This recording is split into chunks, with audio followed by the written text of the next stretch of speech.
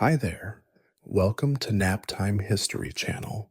Tonight we're stepping through the ash-covered streets of Pompeii, where ancient graffiti still whispers secrets about the world's oldest profession.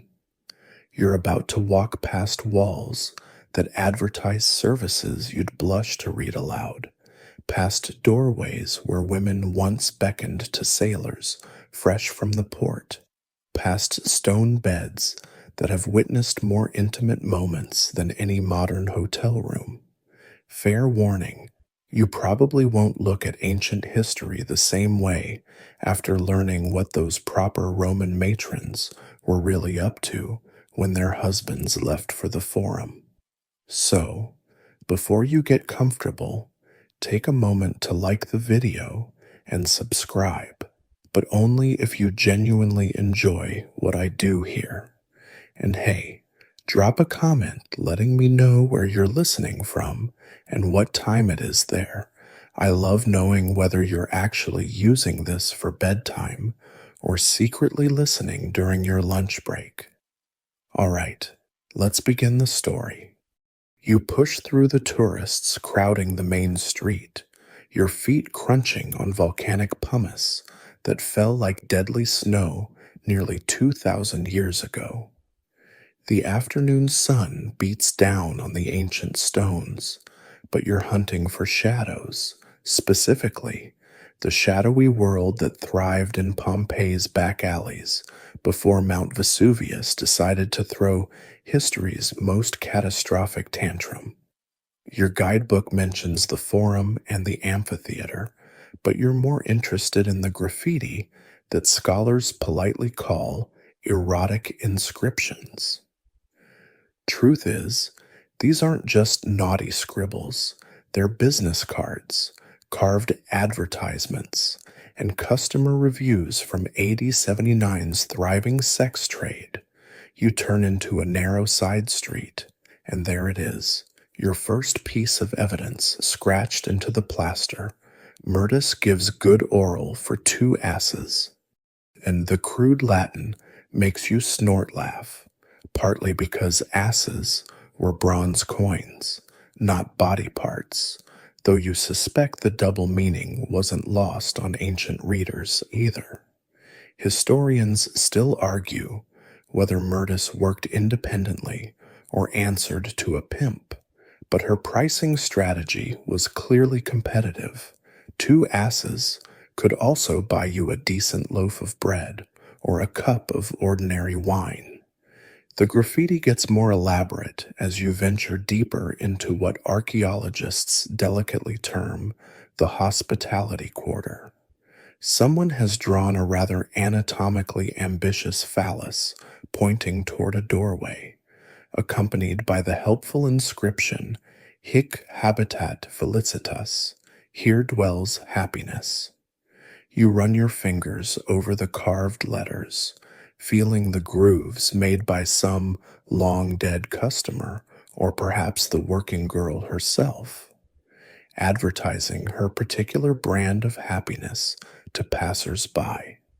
Modern tour guides tend to hurry past these inscriptions, but you linger, reading the ancient Yelp reviews of Pompeii's red light district. Arphicras had a good time here with Drauca for a denarius, reads one wall near what was once a tavern. A denarius, 16 times what Myrtus charged, suggests either Drauca offered premium services or Arphicras was showing off. The mainstream historical fact that most people miss? These weren't hidden inscriptions in seedy back rooms. They were right out in the open, as normal to Pompeian eyes as coffee shop Wi-Fi passwords are to yours. The Romans didn't share later Christian hang-ups about sex work. It was a legal, taxed, and regulated business. You duck under a low archway and find yourself in what was once a small courtyard. The walls here are covered with names, prices, and services in a mixture of Latin and Greek. Euplia sucks for 5 asses, competes for attention with Rufa, may your ulcers reopen, apparently a curse from a rival or perhaps a dissatisfied customer, the quirky tidbit that archaeologists discovered. Many of these working women signed their names with small symbols, stars, hearts, or flowers, suggesting a level of personal branding that would make modern influencers proud.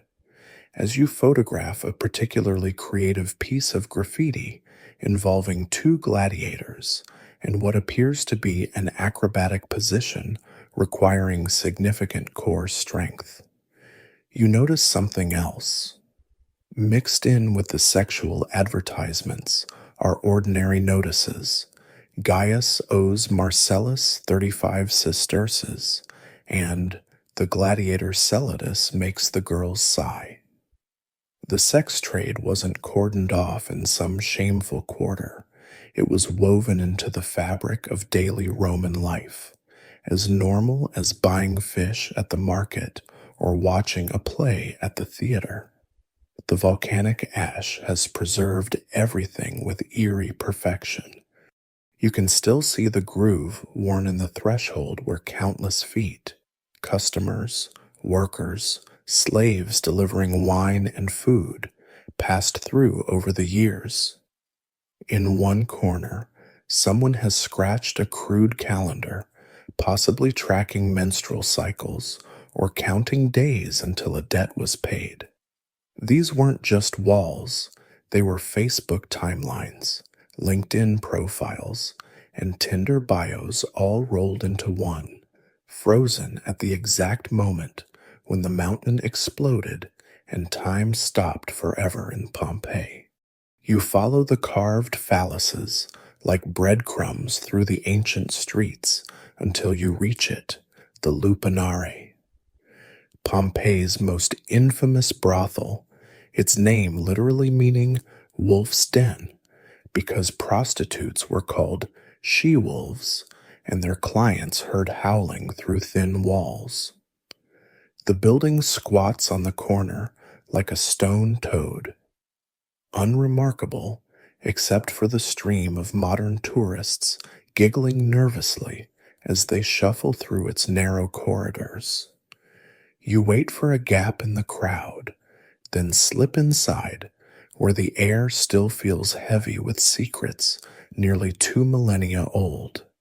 The first thing that hits you isn't the famous erotic frescoes, it's the size of the rooms.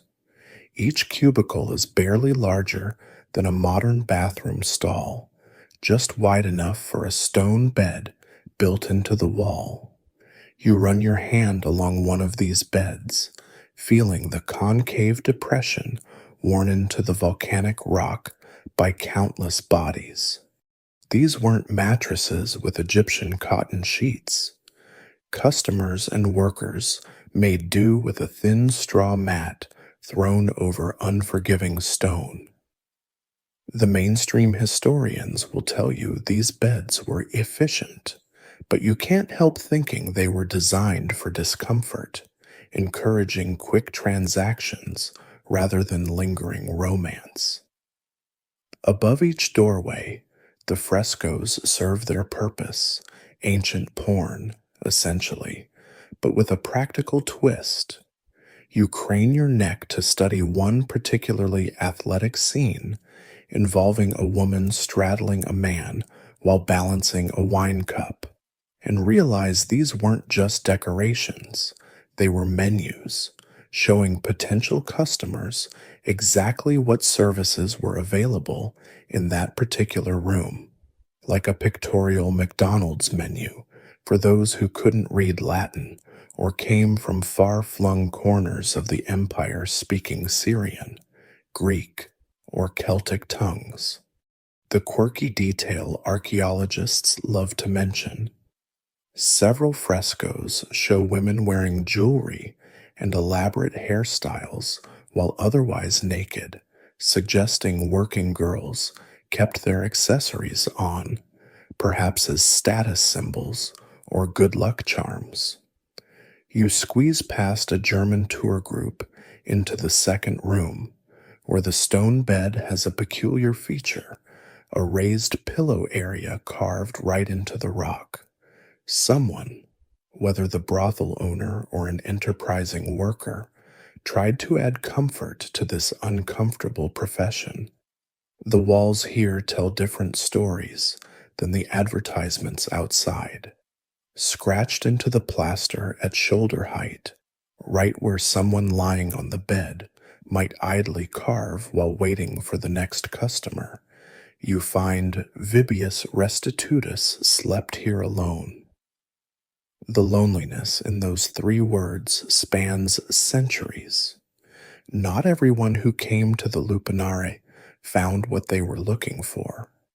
The ceiling is low enough that you have to duck, and you realize this was intentional. The architect designed these spaces to feel cramped, intimate, almost cave-like. Historians still argue whether this was for acoustic privacy, muffling sounds from neighboring cubicles, or simply economic efficiency, cramming as many revenue-generating rooms as possible into expensive real estate. What they agree on is that summer in these windowless cells must have been suffocating, the air thick with sweat, cheap perfume, and olive oil lamp smoke.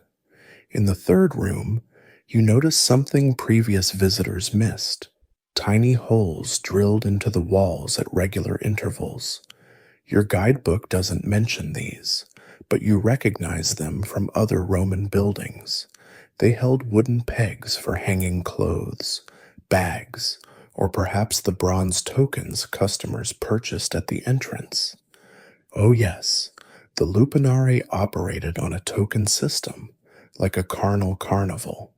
Men bought bronze discs, embossed with different sexual positions, then handed them to their chosen worker, eliminating language barriers and the awkwardness of negotiating specific acts.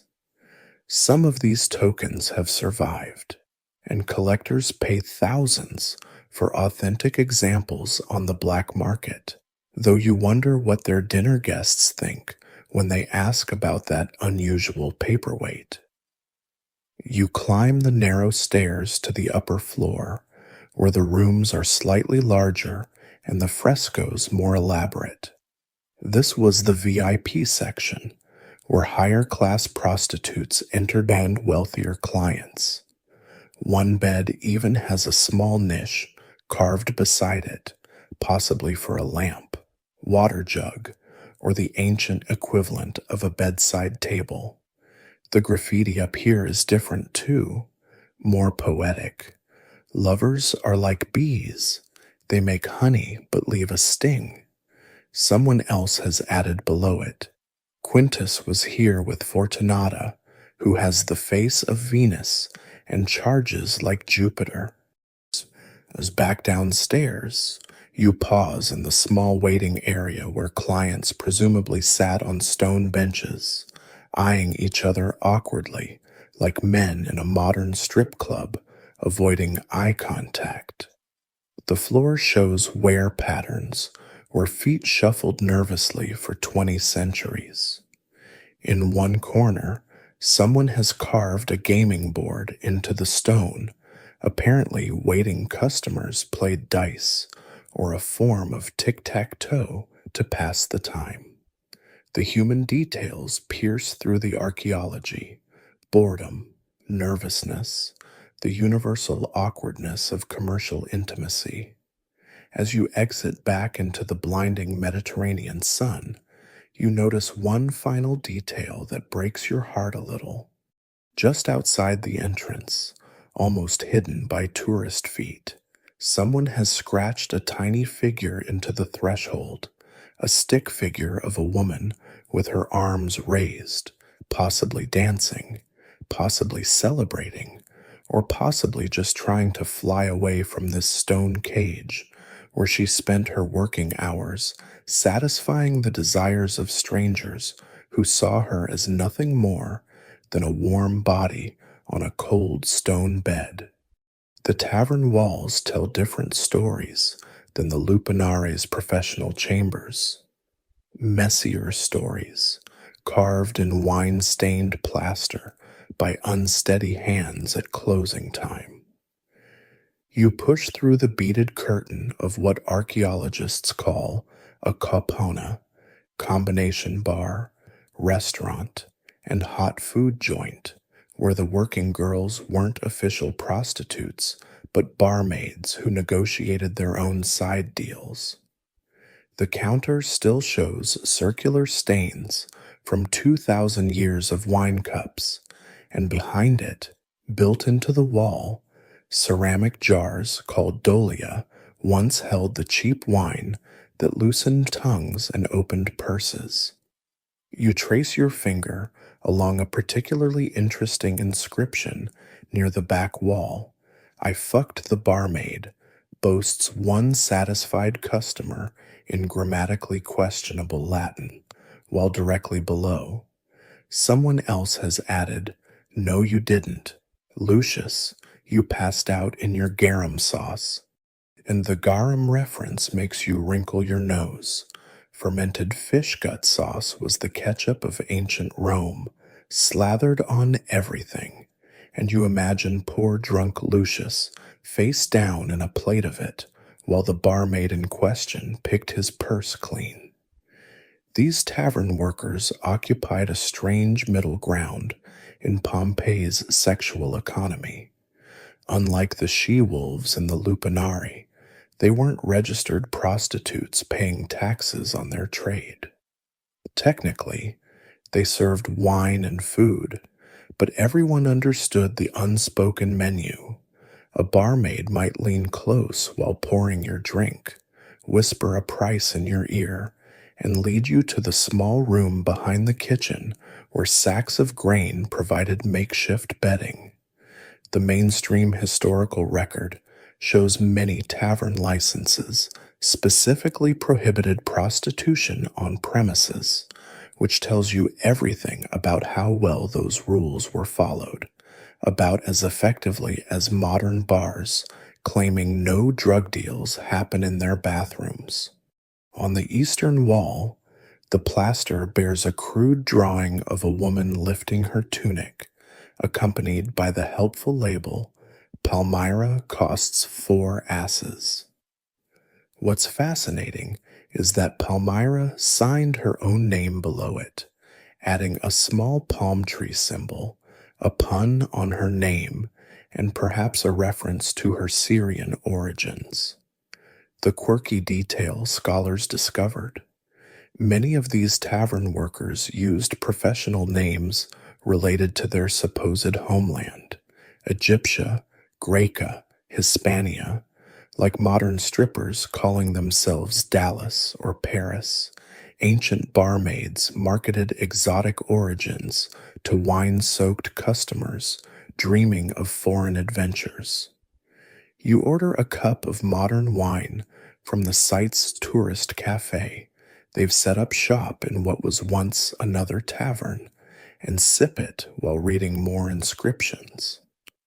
Restituta lies down with anyone for 2 asses, competes for wall space with Sacher, "You're a fucking loudmouth," and "The barmaid Iris owes me money." The economics fascinate you.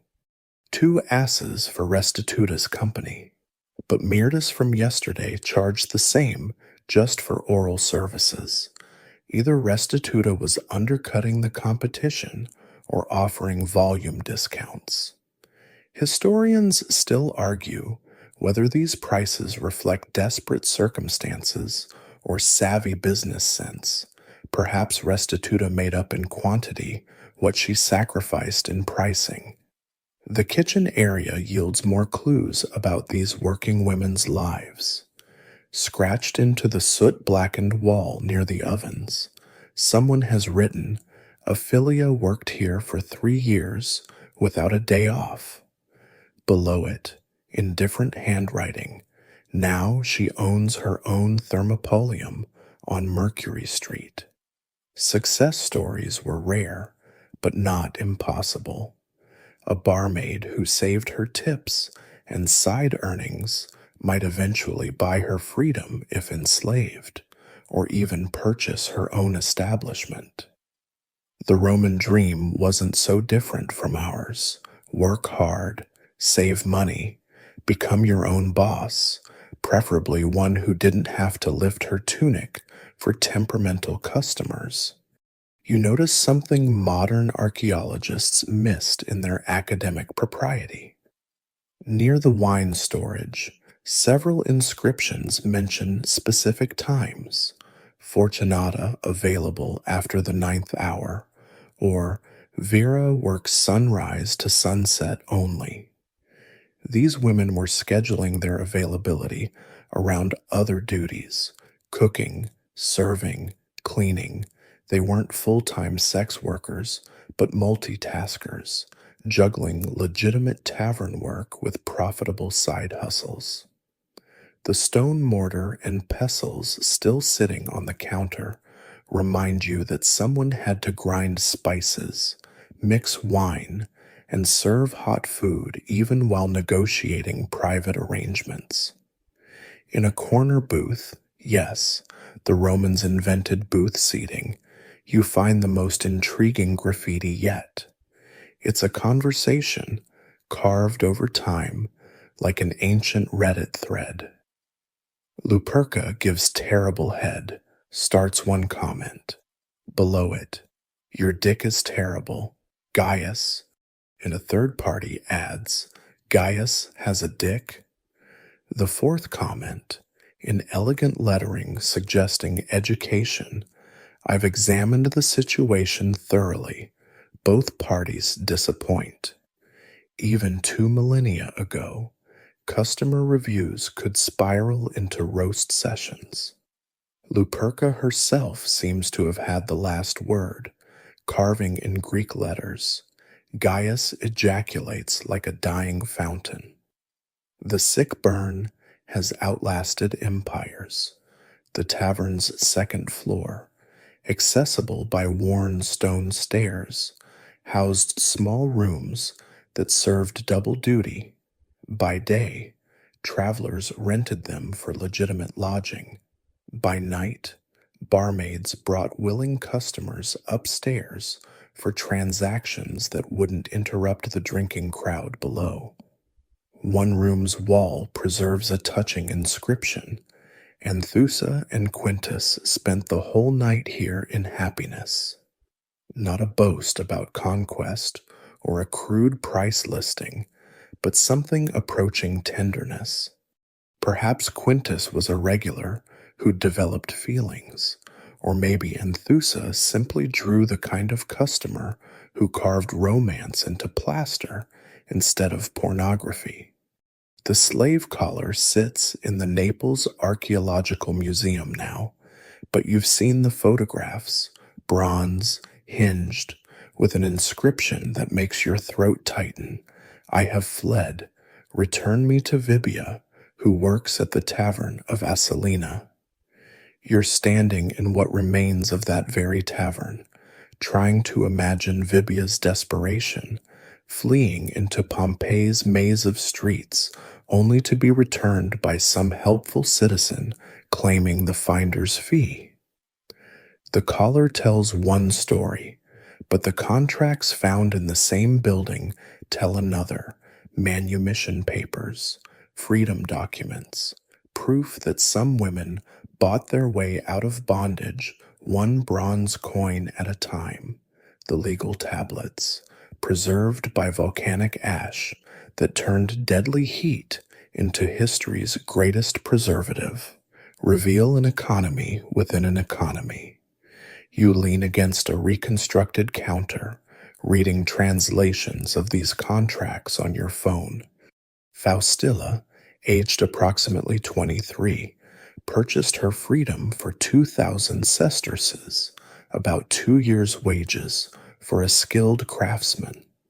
The document specifies she earned this sum through her own industry, a Roman euphemism that covers everything from embroidery to what happened in the rooms upstairs. The mainstream fact historians emphasize is that Roman law allowed slaves to accumulate money, the peculium, but what they gloss over is how female slaves in the hospitality industry had unique opportunities to earn tips, gifts, and side payments. You find evidence of this shadow economy carved right into the walls.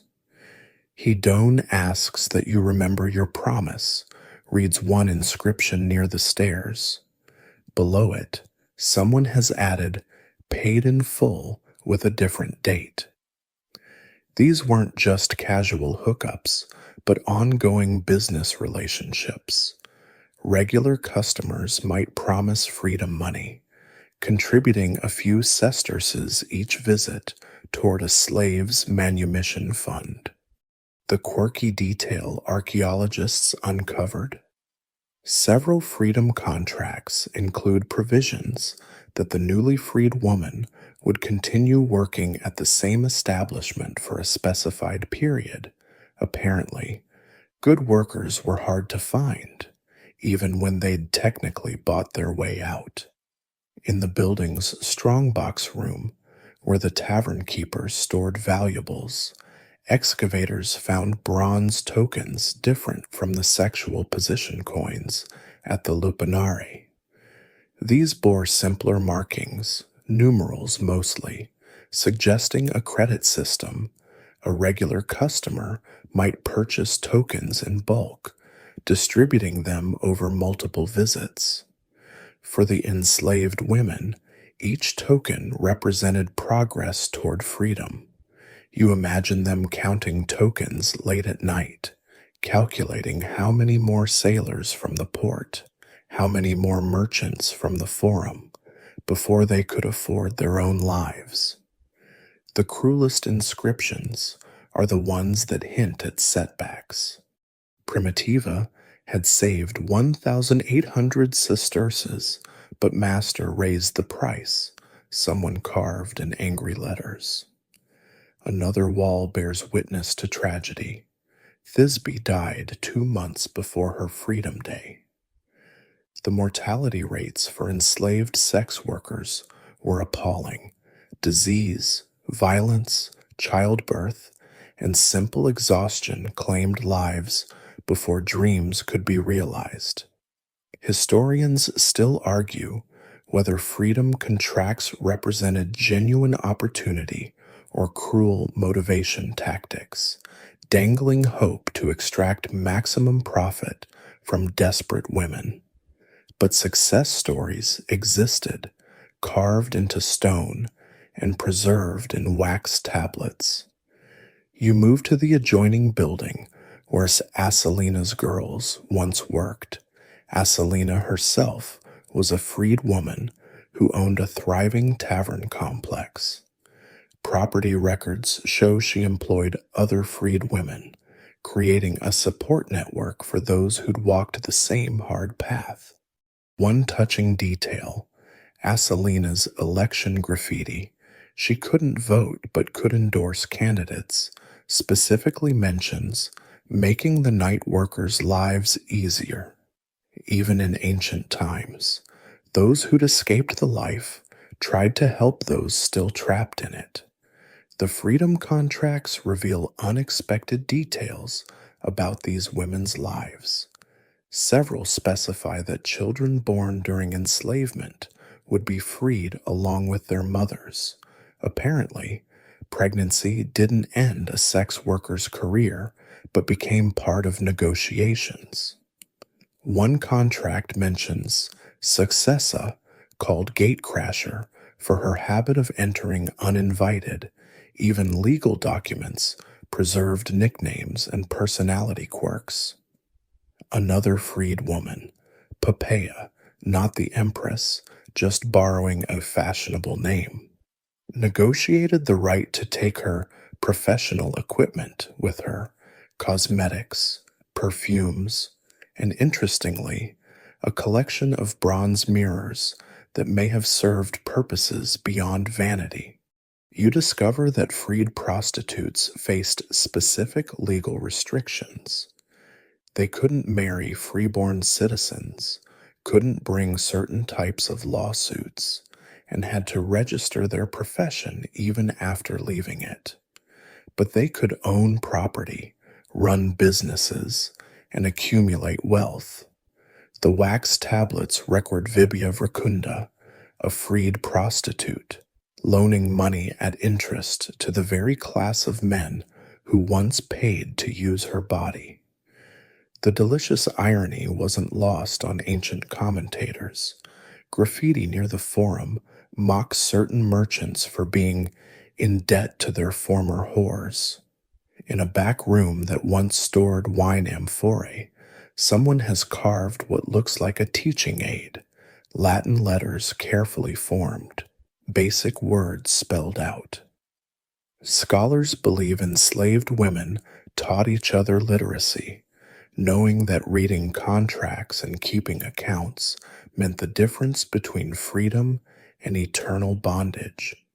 Staphyla learned her letters here, reads one inscription, and below it, in shakier handwriting, Staphyla writes her own name. The pride in those 4 words echoes across centuries. The most intriguing artifact is a half-finished freedom contract, abandoned when Vesuvius erupted. The parties had gotten as far as listing the terms, 20,500 sesterces, payable in installments, freedom to include the girl's infant daughter Helena, before volcanic ash ended all negotiations forever. You stand in the spot where dreams of freedom literally turn to stone, preserving both the hope and its extinction in the same archaeological layer. The perfume bottles catch sunlight like frozen tears, their glass surfaces iridescent after 2 millennia underground. You're examining a collection of cosmetic artifacts in what was once a perfumer's shop, 3 doors down from a known brothel, and the connection isn't coincidental. These tiny vessels held more than scented oils. They contained liquid armor against a profession that assaulted all 5 senses. You lift a replica bottle to your nose, catching the ghost of rose and myrrh, and imagine ancient women dabbing precious drops behind their ears before facing another night of strangers. Perfume in Pompeii wasn't mere vanity, but vocational necessity. The combination of Mediterranean heat, unwashed bodies, olive oil lamps, and activities that generated their own distinctive odors created an olfactory nightmare in those windowless cubicles. You study a fresco from a private house showing a woman at her toilet. She's surrounded by bottles, jars, and implements that wouldn't look out of place at a modern Sephora. The mainstream historians note that Roman women used cosmetics, but what they underemphasize is how sex workers spent disproportionate amounts of their earnings on beauty products, not from narcissism, but from professional requirement. In one excavated room believed to be a prostitute's private chamber, archaeologists uncovered an entire cosmetic kit, bronze tweezers for plucking wayward hairs, a strigil for scraping off oil and dead skin, pumice stones for smoothing rough patches, and most poignantly, a small bronze mirror polished to impossible thinness. You peer into a museum replica of such a mirror and see your own face distorted and darkened, wondering how many women checked their painted faces in similar mirrors, ensuring their mask of availability hadn't slipped before the next customer arrived. The makeup itself tells stories modern archaeologists are still decoding. White lead for pale skin, toxic but effective at covering bruises and exhaustion. red ochre mixed with wine lees for lips and cheeks, creating a flush that suggested arousal or health, coal from Egypt to line the eyes, making them appear larger and more inviting while also believing it prevented eye infections. The quirky detail scholars discovered: many prostitutes drew beauty marks on their faces with soot, specifically on the left cheek, possibly a professional identifier, like a subtle uniform that marked them as available for hire. You find evidence of the beauty industry that served these women. One shop's inventory, preserved in charred wooden boxes, included an imported amber from the Baltic, frankincense from Arabia, and mysteriously, crocodile dung from Egypt. Yes, crocodile dung, mixed with chalk and applied as a face mask. It supposedly tightened skin and reduced wrinkles. You can't help but think of modern women injecting botulism toxin for similar effects and realize humans have always been willing to try anything for beauty. The prices scratched on wooden tags make you wince. Genuine Arabian myrrh cost more per ounce than a sex worker earned in a week. The hairstyles depicted in frescoes reveal another layer of professional identity.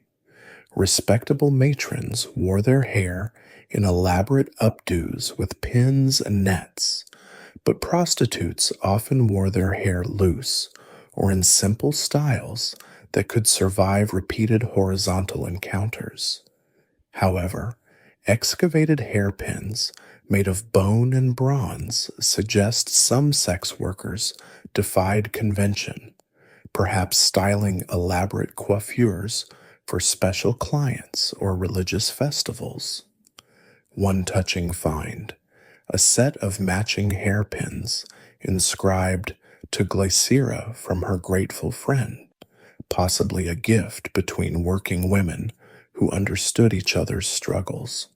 In a brothel's back room, someone has scratched what appears to be a recipe into the wall: beeswax, olive oil, and rose petals, melted together, make skin soft.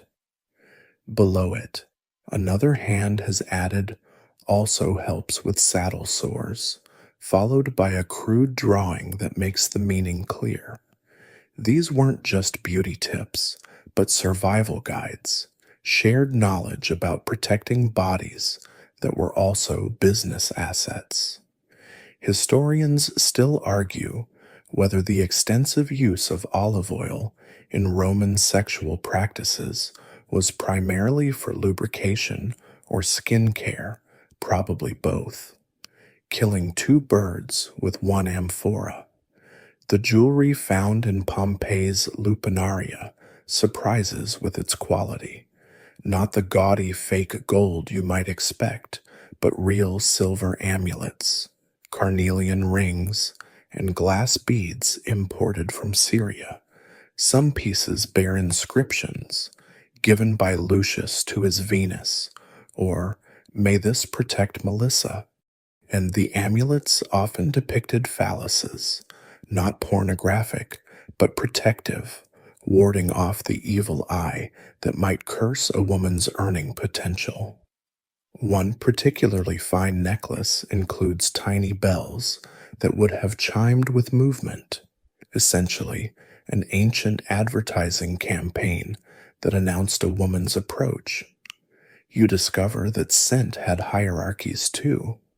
The cheapest prostitutes used simple olive oil scented with local herbs, thyme, rosemary, whatever grew wild on Vesuvius's slopes. Mid-range workers afforded rose oil from Paestum or violet essence from Athens. The high-class courtesans imported exotic fragrances, cinnamon from India, nard from the Himalayas, or the mysterious oil of Babylon that one inscription claims makes all men slaves. Each cent was a signal, broadcasting a woman's price range as clearly as her address. The volcanic ash preserved organic materials normally lost to time, including traces of the cosmetics themselves. Analysis reveals lead levels that would horrify modern toxicologists. Mercury compounds that slowly poisoned their users, and arsenic-based depilatories that burned as they beautified. These women literally painted themselves to death, each application of fashionable pallor bringing them closer to the genuine pallor of the grave. Yet what choice did they have? In a visual economy where youth and beauty were the only currencies many women possessed, the slow poison of cosmetics beat the quick starvation of unemployment. The price lists hit you like a punch to the stomach, not because they're shocking, but because they're so precisely calculated, supply and demand reduced to scratches on ancient walls. You're standing in what was once Pompeii's commercial district, where sex was quite literally just another commodity listed between olive oil and garum sauce. Attica, 1.5 asses for cunnilingus, 2 asses for penetration, 4 asses for both, reads one wall, the ancient service menu as matter of fact as a modern hair salon's pricing board. You pull out your phone to do the math, cross-referencing with other prices found throughout the city. A loaf of bread, 1 as a cup of ordinary wine, 1 as a woman's body, 2 asses. The brutal economics emerge. A quickie with a low-end prostitute cost exactly the same as a basic meal for 2. But here's what makes your historian heart race. Someone has carved a complaint below Attica's pricing. Highway robbery. Euplia only charges 1 as for everything. And the free market was alive and well in ancient Pompeii, complete with price wars and customer reviews. The mainstream historical fact everyone learns is that prostitution was legal and taxed in Rome. What they don't teach you is how precisely the Romans calculated human worth. Higher class courtesans might charge a full aureus, 25 denarii, or 400 asses for an evening's company. That's more than a month's wages for a common laborer. You find one boastful inscription, "I fucked Lais for free because she loved my poetry." Below it, someone else has carved, "Lais charges everyone. Your poetry is shit. You paid." Even ancient Romans called out humble brags. In a tavern near the port, the price variations tell stories of their own. Maritima, 2 asses, but 4 asses for sailors, makes you chuckle. Apparently, price discrimination based on how long you'd been at sea was already a thing. Another woman, Thalassa, advertised Greek-style love for triple the going rate, capitalizing on exotic techniques or perhaps just marketing genius. The quirky detail archaeologists love. Several women offered package deals. Hedone, stay all night for 10 asses, includes breakfast. The world's oldest profession had already invented the bed and breakfast combo. You discover that payment methods varied wildly. Cash was king, those bronze asses worn smooth by countless transactions. But excavations have uncovered IOUs scratched on pottery shards, promissory notes written on wax tablets, and even what appears to be a credit system. Gallus owes Melissa 14 asses, payable after harvest, suggests seasonal agricultural workers ran tabs with regular providers. One touching detail, a lead curse tablet, where a woman begs the gods to make Marcus, who owes me 40 asses, pay his debt, or may his penis wither like winter wheat. And the economic hierarchies reveal themselves in location as much as pricing. Near the Forum, where wealthy merchants and politicians gathered, graffiti advertises services starting at 10 asses minimum. In the Sobura-like district near the gates, prices drop to 1 as or even half an as for what one inscription delicately calls hand relief only. You realize these women operated in strictly segmented markets. A street prostitute near the gates could work all day and still earn less than a high-class courtesan made in an hour entertaining a senator. But the most fascinating prices are the ones that don't quite fit. Taiki, 5 asses, but brings her own wine, suggests value-added services beyond the physical. Nigella, 3 asses plus she reads your fortune, indicates some women diversified their income streams, combining sex work with other skills. One puzzling inscription, Antiochia, 10 asses, but only during religious festivals. Historians still argue whether she charged more due to increased demand during holidays, or if this was some form of sacred prostitution. You find evidence of price-fixing attempts too. A half-destroyed inscription mentions, "The sisterhood agrees no one works for less than," before the text breaks off. Were Pompeii's sex workers attempting collective bargaining? Another fragment suggests territorial disputes. Anyone working Livia's corner pays her 2 asses per customer. The underground economy had its own rules, enforced by who knows what methods. The volcanic ash doesn't preserve everything. In a private house's account book, preserved by volcanic ash that turned papyrus to carbon, you see prostitution from the customer's perspective. Between entries for wine, 50 denarii, and new toga, 200 denarii, someone has written, girls, 85 denarii, for a single month. This wealthy Roman was spending more on sex than food, suggesting either expensive tastes or a serious habit. The same accounts show payments to a procuress, a female pimp, who apparently managed several workers and took a healthy cut. The most heartbreaking price list comes from what archaeologists believe was a medical clinic. Abortion, 50 denarii, and monthly herbs, 5 denarii, tell their own stories about occupational hazards and desperate mathematics. When a prostitute charged 2 asses per customer and an abortion cost 800 asses, the calculation was brutal: 400 men to undo what one careless encounter might cause. No wonder those fertility amulets were so popular. Pregnancy wasn't just inconvenient, but economically catastrophic. As you leave the commercial district, one final inscription stops you cold.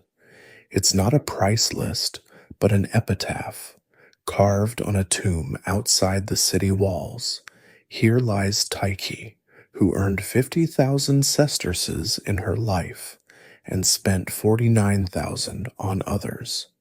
And below it, smaller letters add, she charged 2 asses like everyone else. The math is staggering. At 2 asses per encounter, that's 400,000 transactions over a career. But someone wanted her remembered not for the price of her body, but for her generosity with the profits. In death, at least, She transcended the brutal economics that governed her life. The phallus amulets dangle from every doorway like perverted wind chimes, bronze penises with wings, penises with legs, penises wearing smaller penises as hats.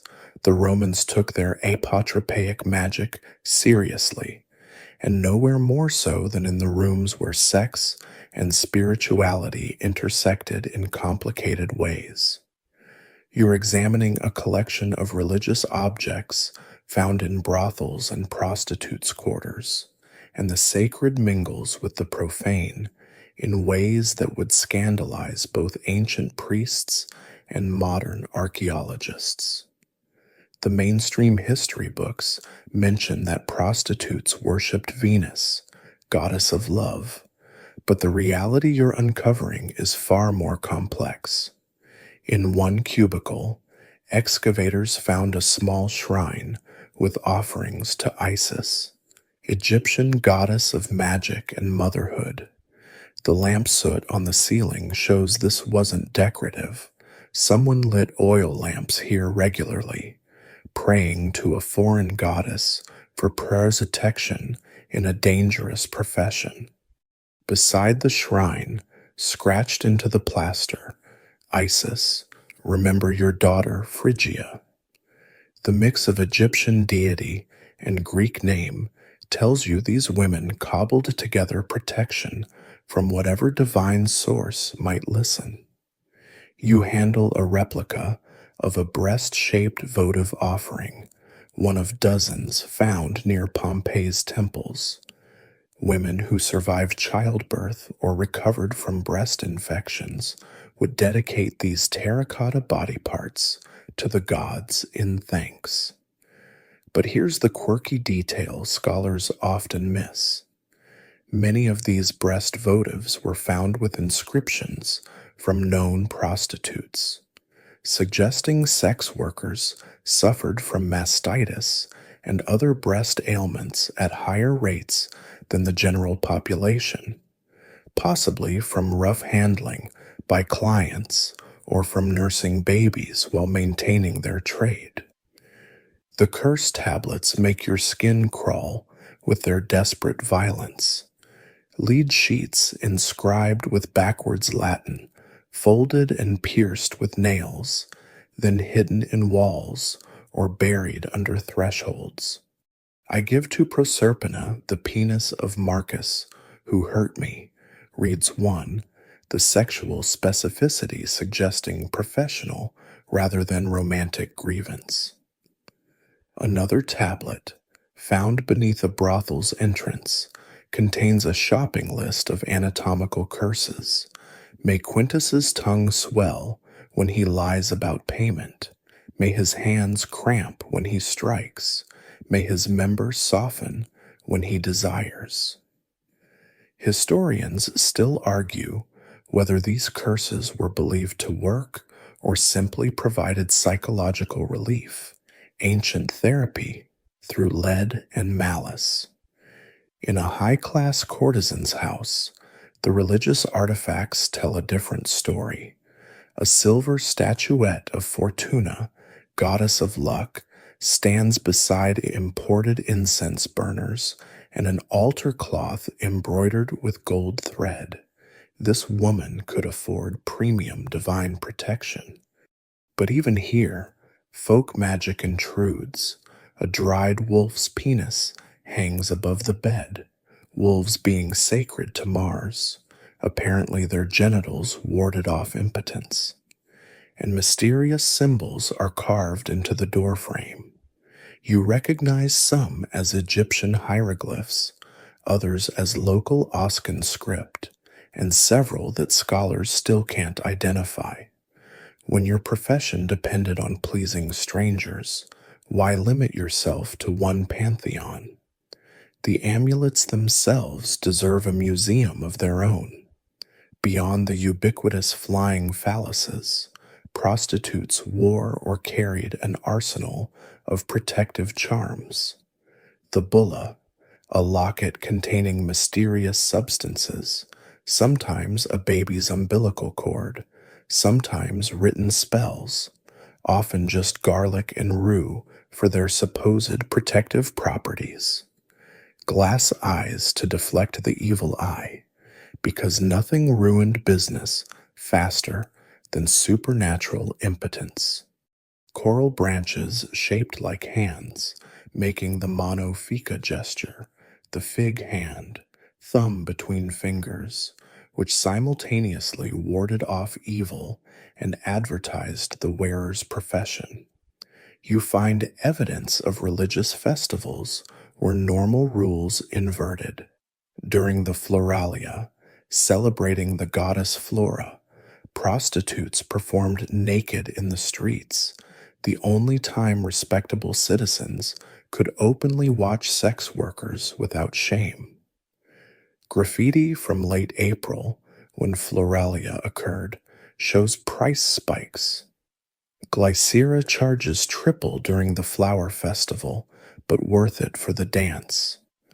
Another inscription complains, Rhodope raised prices for Floralia again, highway robbery disguised as religion.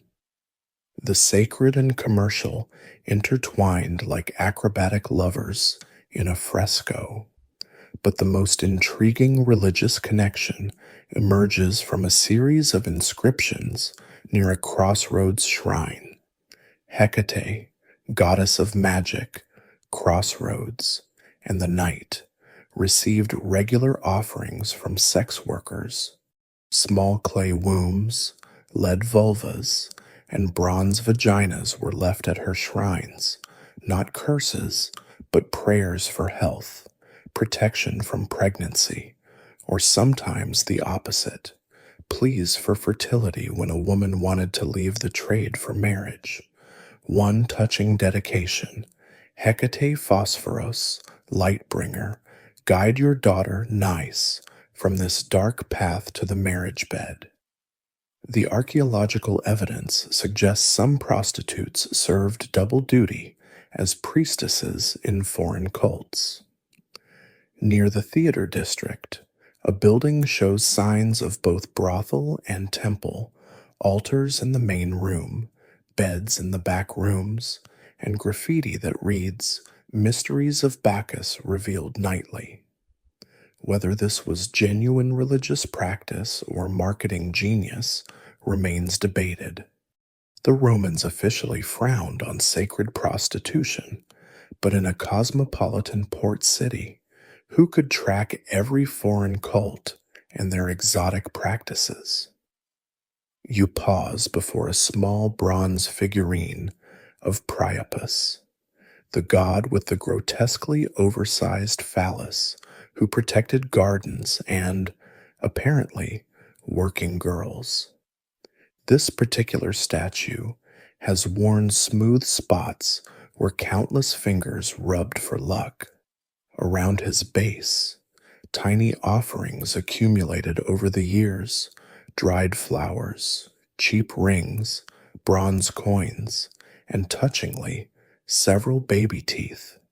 Did prostitutes bring their children here, praying the God of abundance would provide better lives for the next generation? The most elaborate religious artifact is a gold snake bracelet found on the arm of a woman who died in the eruption.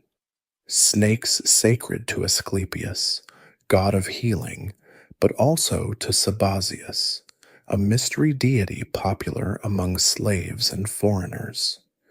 The bracelet's inscription dedicates it to Bonadea, the good goddess whose rites excluded men entirely. Here perhaps was the ultimate sanctuary, a religion where, for one night a year, women gathered without male presence, where prostitutes and patricians worshipped together, where bodies were sacred rather than commercial. In those smoke-filled ceremonies, did sex workers find the spiritual cleansing their profession denied them? The bracelet offers no answers, only questions that coil like golden snakes around the wrist of history. Steam still seems to rise from the caldarium walls, though it's only your imagination playing tricks in the Mediterranean heat. You're standing in what remains of the Stabian Baths, Pompeii's oldest public bathing complex, where the real action happened not in the pools, but in the shadowy alcoves and changing rooms. The graffiti here reads like ancient tinder, if tinder included crude drawings and creative Latin profanity. Apelles the Chamberlain with Dexter dined here most pleasantly and fucked at the same time, boasts one inscription, making you wonder if dined was metaphorical or if the Romans really were that talented at multitasking. The bathhouse economy operated on multiple levels, literally. While respectable citizens soaked in the tepidarium, discussing politics. Another commerce flowed through the service corridors.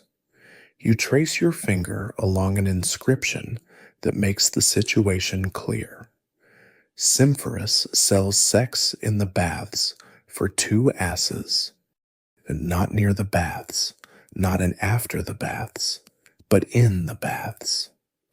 The mainstream historical fact that Romans bathed communally barely scratches the surface of what really went on when steam obscured vision and wine loosened inhibitions.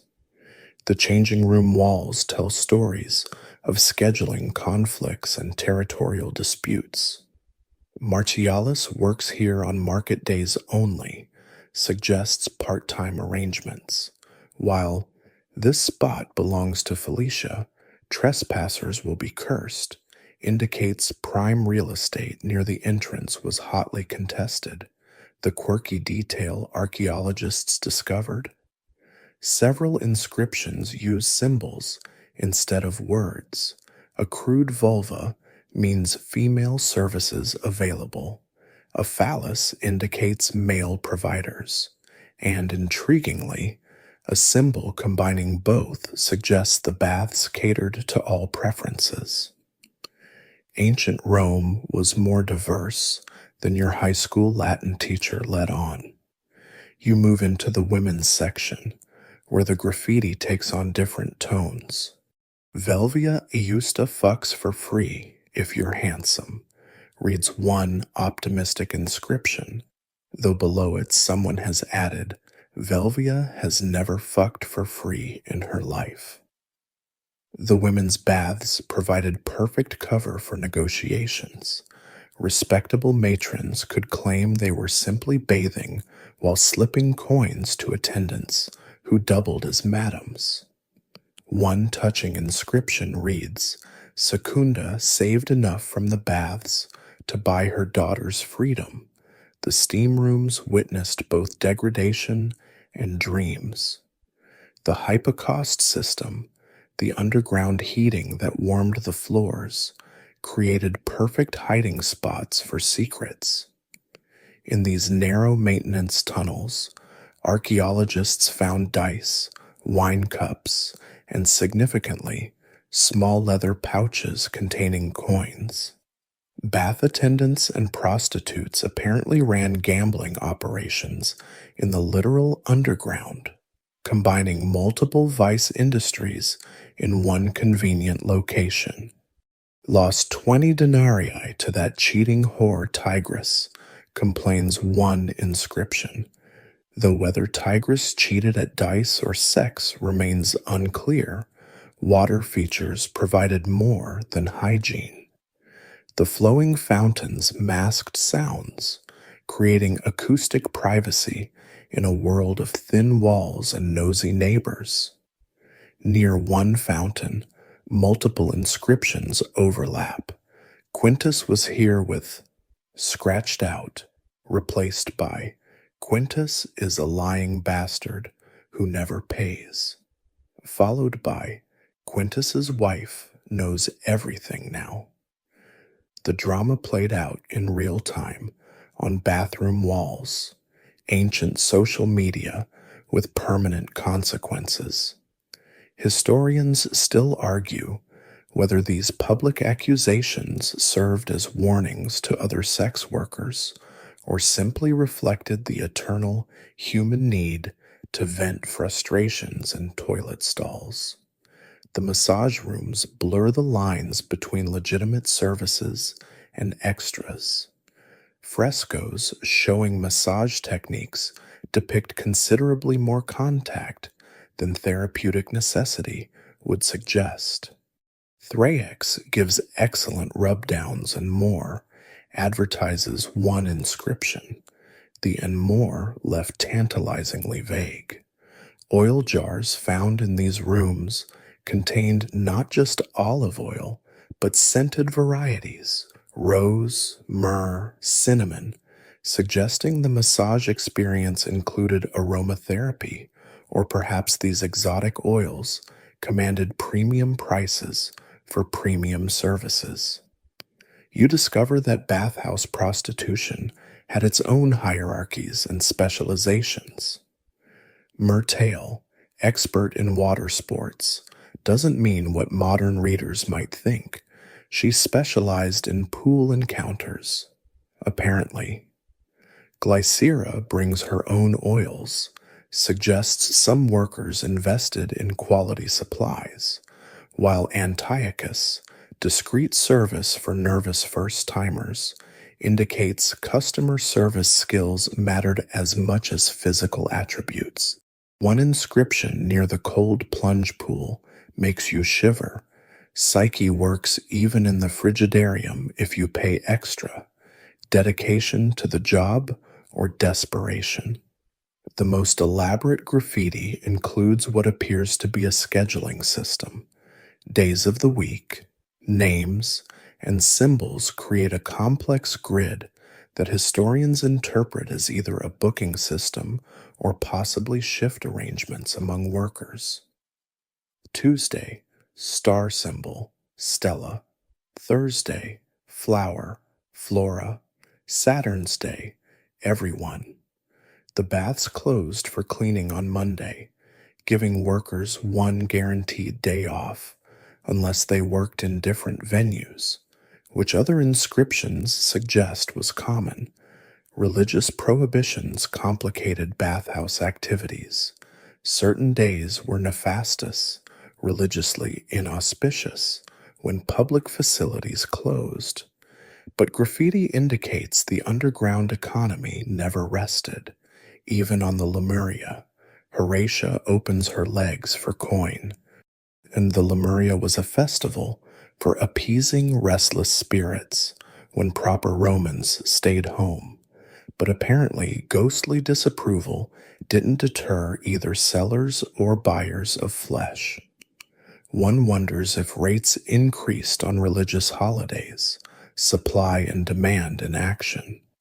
The eruption caught the baths at their busiest hour. Skeletons found in the changing rooms include individuals wearing expensive jewelry beside those with cheap bronze bangles, suggesting death democratized what life segregated. In one victim's hand, excavators found a leather pouch containing exactly 10 asses, either bath admission plus services, or someone caught mid-transaction when Vesuvius ended all negotiations. The volcanic ash preserved towels, strigils, oil flasks, and significantly, several small tablets with what appear to be running tallies, IOUs for services rendered, or perhaps loyalty cards for regular customers. Even in the face of pyroclastic death, someone clutched records of who owed whom for what, proving that in Pompeii's bathhouses, business mixed with pleasure until the very end. The electoral slogans painted on brothel walls make you laugh out loud, causing other tourists to give you strange looks. The whores urge you to vote for Claudius Verus for Adil. He keeps the fountains running, reads one endorsement. Practical politics at its finest. Prostitutes couldn't vote in Roman elections, but they could influence those who could, and these campaign messages show they wielded that power with surprising sophistication. You're tracing the faded red letters of ancient political advertisements, discovering that Pompeii's sex workers were more politically engaged than most modern citizens. All the late-night drinkers ask you to elect Marcus Cyrenius Vatia appears on multiple tavern walls, usually accompanied by drawings that leave no doubt about what else these late-night drinkers were doing. The mainstream historical record acknowledges that Roman elections involved graffiti campaigns, but what they downplay is how much of this campaigning happened in places respectable citizens pretended not to visit. The placement was strategic. Men might ignore political messages in the forum, but would definitely read them while waiting their turn in a brothel's anteroom. You find evidence of political quid pro quo that would make modern lobbyists blush.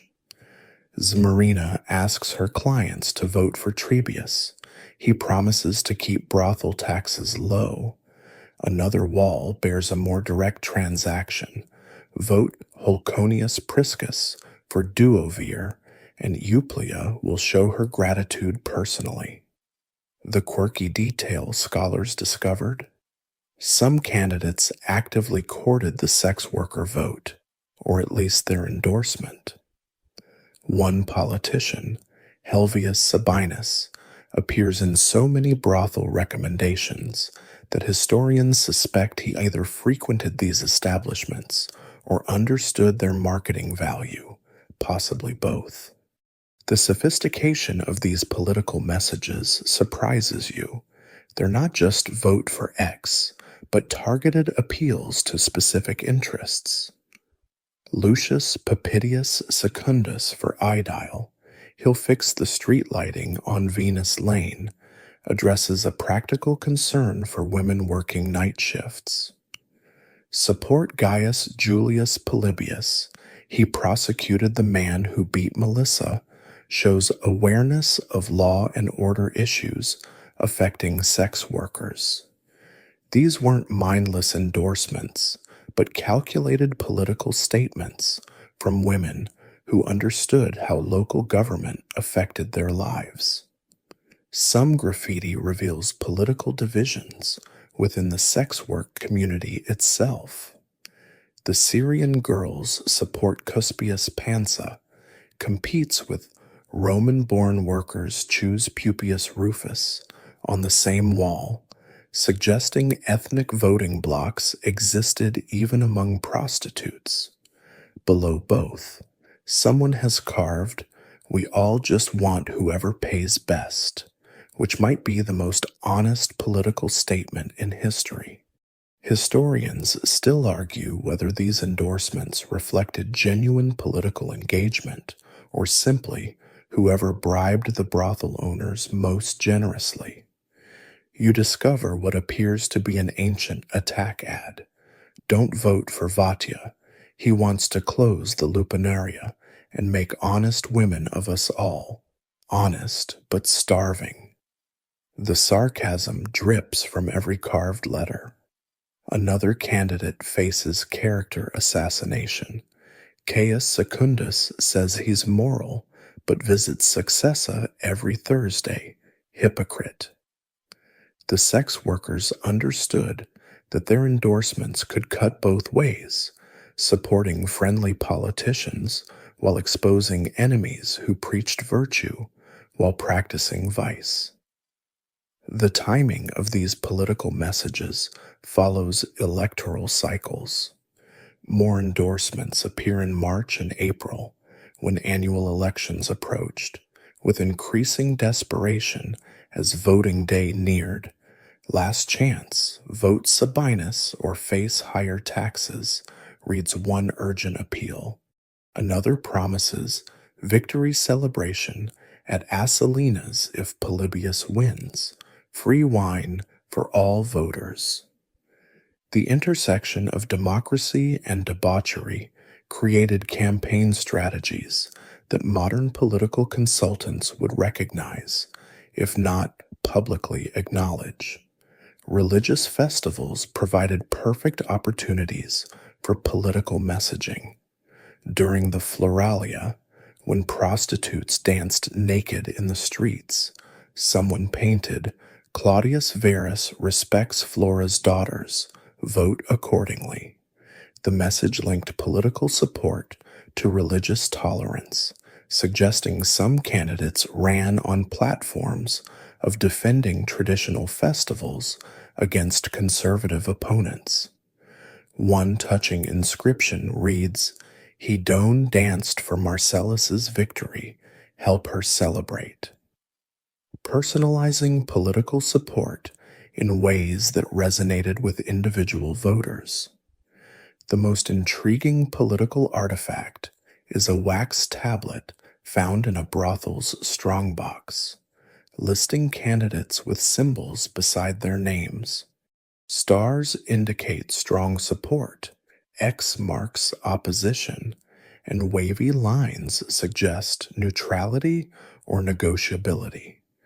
This wasn't random customer opinion, but organized political strategy. The brothel functioned as an informal political action committee, pooling influence to support favorable candidates and oppose threats to their trade. You pause before a particularly elaborate electoral notice painted in expensive purple dye, a color usually reserved for imperial announcements. The United Workers of the Vicus Lupinarius unanimously endorse Gnaeus Helvius Sabinus for aedile. He remembers the forgotten and protects the vulnerable. The formal language and costly materials suggest someone invested serious money in this endorsement. Below, in cheaper red paint, a competitor has added, "Sabinus owes Glycera 40 sesterces. Elect deadbeats at your peril." The political graffiti reveals unexpected alliances. Bakers, fullerers, laundry workers, and prostitutes often endorsed the same candidates, suggesting working-class coalitions that crossed occupational boundaries. The people who work while you sleep support Suetius Curtus, appears near several brothels and bakeries, uniting night shift workers across industries. These weren't just sex workers playing at politics, but part of larger movements representing Pompeii's working poor. The most poignant political message comes from a small cubicle in a lesser brothel. "We who have no voice still have eyes and ears. Remember us when you rule. No candidate endorsement, no specific demand, just a reminder that the disenfranchised were watching." Below it, different hands have added names: Phoebe, Zosime, Eucharis, Berenice, turning the wall into a petition, a roll call of the politically invisible made visible through carved stone. These women couldn't enter the voting assemblies, but their words outlasted the Roman Republic itself, whispering across centuries about democracy's excluded voices. The bronze speculum makes you cringe involuntarily, its duck-billed shape all too familiar, despite the 20 centuries separating you from its last use. You're examining medical instruments found in and around Pompeii's brothels, and the tools tell darker stories than any graffiti could capture. This particular speculum, discovered near a midwife's quarters adjacent to a known lupinar, speaks to the occupational hazards that came with selling your body in ancient Rome. The metal is green with patina now, but once it gleamed cold and clinical in flickering lamplight.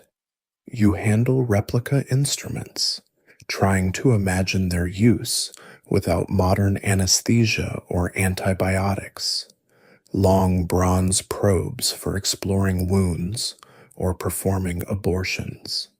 Curved needles for stitching tears that violent customers or difficult births might cause. Scalpels sharp enough to excise infected tissue when sexually transmitted diseases took hold. The mainstream historical narrative mentions Roman surgical prowess, but what gets glossed over is how much of that expertise developed treating the casualties of commercialized sex. The pharmaceutical evidence is equally sobering. Sealed ceramic vessels still contain residues of silphium, the miracle contraceptive herb that Romans harvested to extinction, worth more than silver by weight. Prostitutes spent enormous sums on this birth control, mixing it with wine or applying it directly via wool pessaries. One touching inscription near an apothecary reads, "Melissa owes nothing, paid with her mother's ring for the Cyrenian herb." The desperation in those words echoes across centuries, a family heirloom traded for pregnancy prevention. In a physician's house near the brothel district, medical texts preserved in carbonized scrolls reveal treatment protocols that make you grateful for modern medicine. For excessive bleeding after rough use, spider webs mixed with vinegar and egg whites. In another prescription, when the womb wanders, the Romans believed wombs could move around the body, causing hysteria. Burn foul-smelling herbs near the vulva to drive it back into place. The quirky details scholars uncovered. Many prostitutes self-medicated, sharing remedies carved into bathroom walls like ancient WebMD forums. Thyme tea stops the monthly bleeding. Parsley brings on the blood. Queen Anne's lace every morning or pay the price. You discover that some brothels employed resident medical practitioners, usually Greek freedmen or women who specialized in women's troubles. A contract preserved on papyrus outlines the arrangement. Philon the physician shall attend all girls in the house of Scorus, receiving 1 denarius per girl monthly plus treatment fees. Below, an addendum in different ink, excluding treatment for beatings, customer pays. The casual acknowledgement of violence as a cost of doing business turns your stomach. The surgical suite, if you can call a small room with a stone table a suite, still contains evidence of procedures performed. Drains in the floor carried away blood and other fluids. Hooks in the ceiling once held lamps to provide adequate light. Most disturbingly, grooves worn into the table's edges suggest restraints were used, whether for the patient's safety or to force compliance with painful procedures. One wall bears scratch marks at shoulder height, as if someone gripped it during agony, and below these desperate gouges, someone later carved, "Urbana survived." Votive offerings from healed prostitutes fill museum cases, terracotta wombs, bronze vulvas, and clay breasts dedicated to Asclepius or his daughter Hygeia, goddess of health. The inscriptions range from grateful to heartbreaking. Phoebe thanks the god for stopping the bleeding.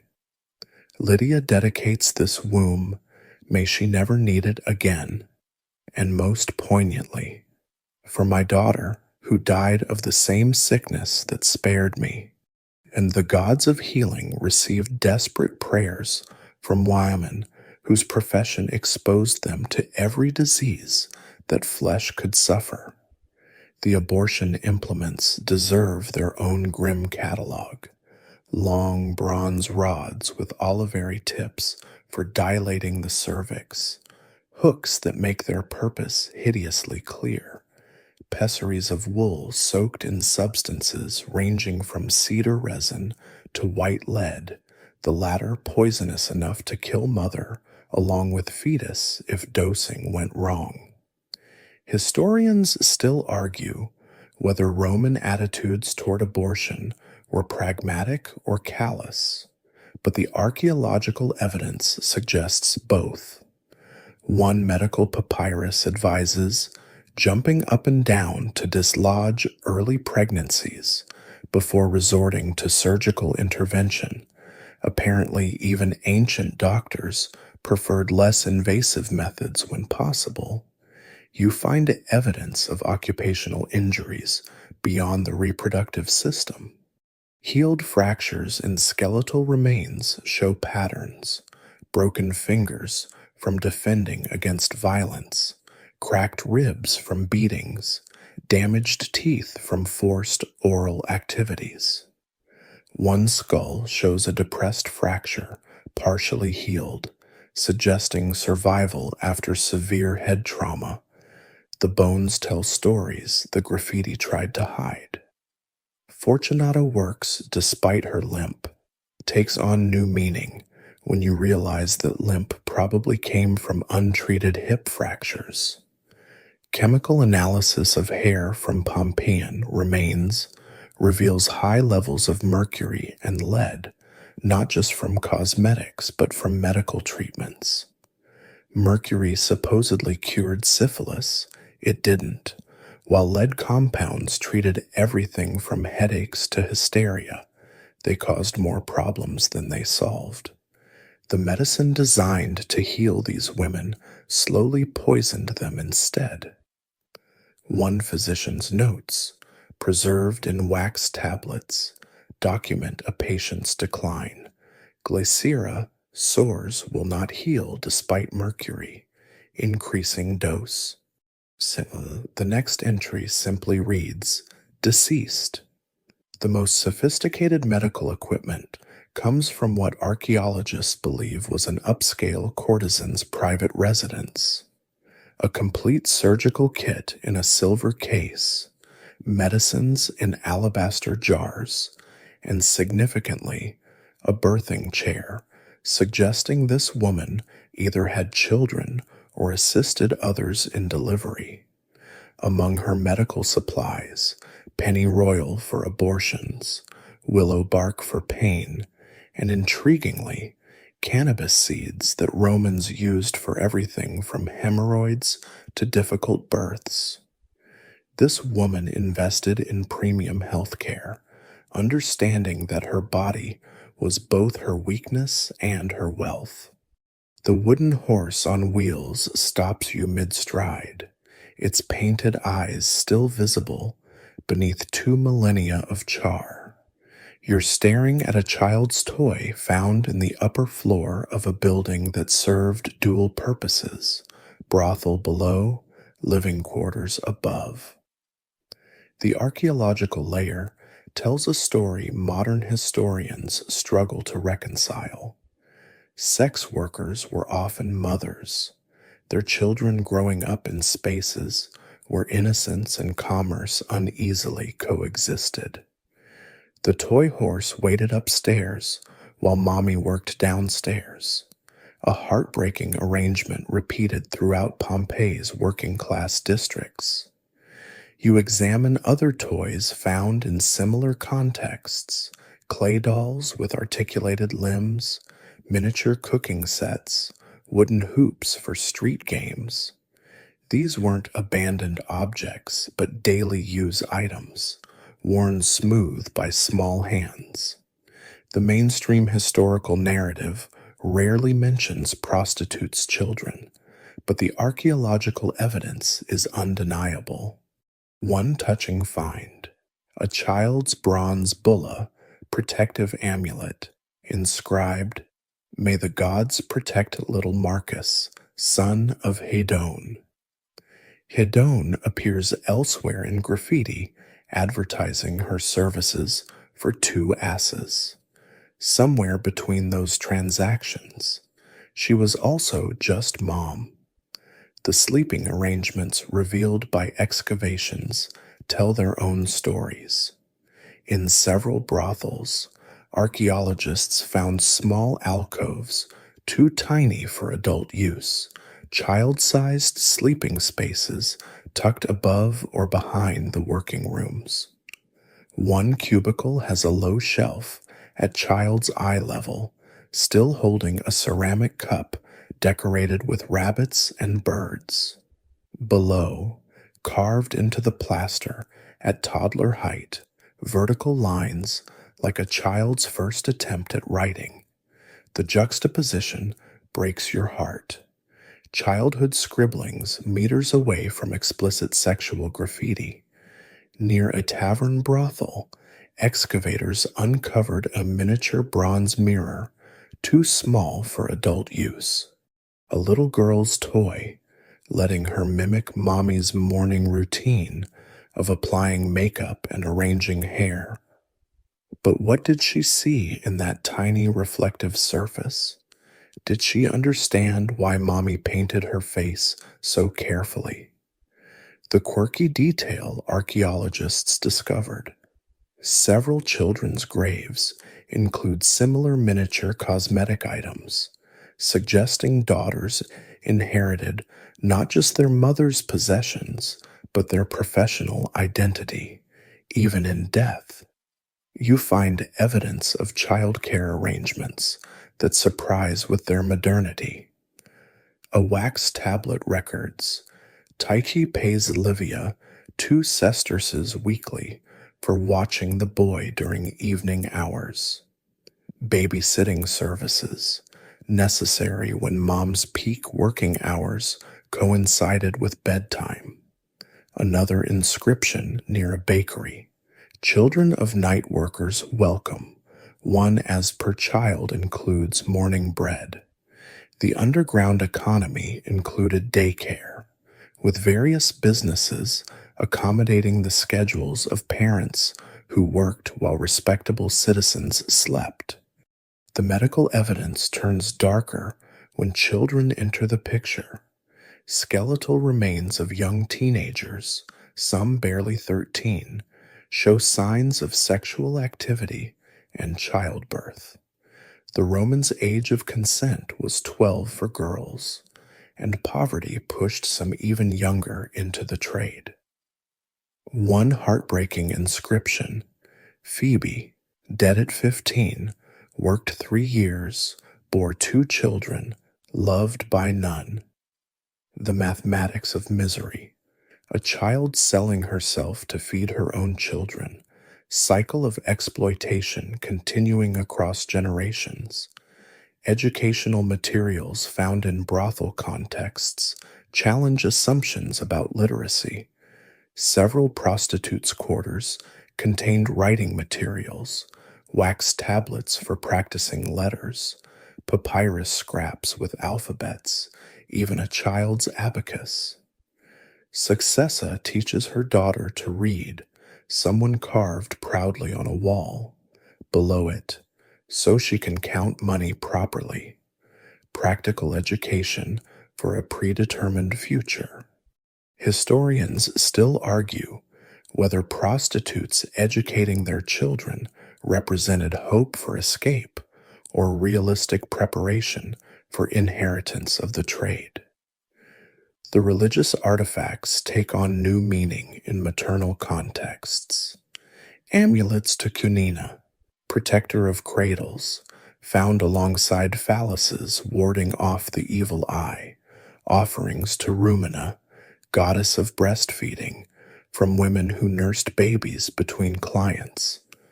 One touching votive, a clay breast inscribed, from Glycera, may my milk nourish my daughter, though my body feeds strangers. The cognitive dissonance of sacred motherhood and profane profession resolved through desperate prayers to understanding deities.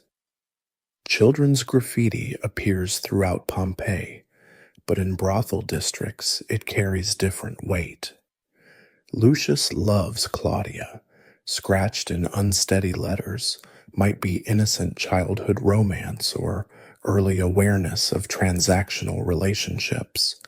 One wall preserves what appears to be a child's drawing of a woman with exaggerated curves and painted face, either artistic expression or normalized exposure to sexualized imagery.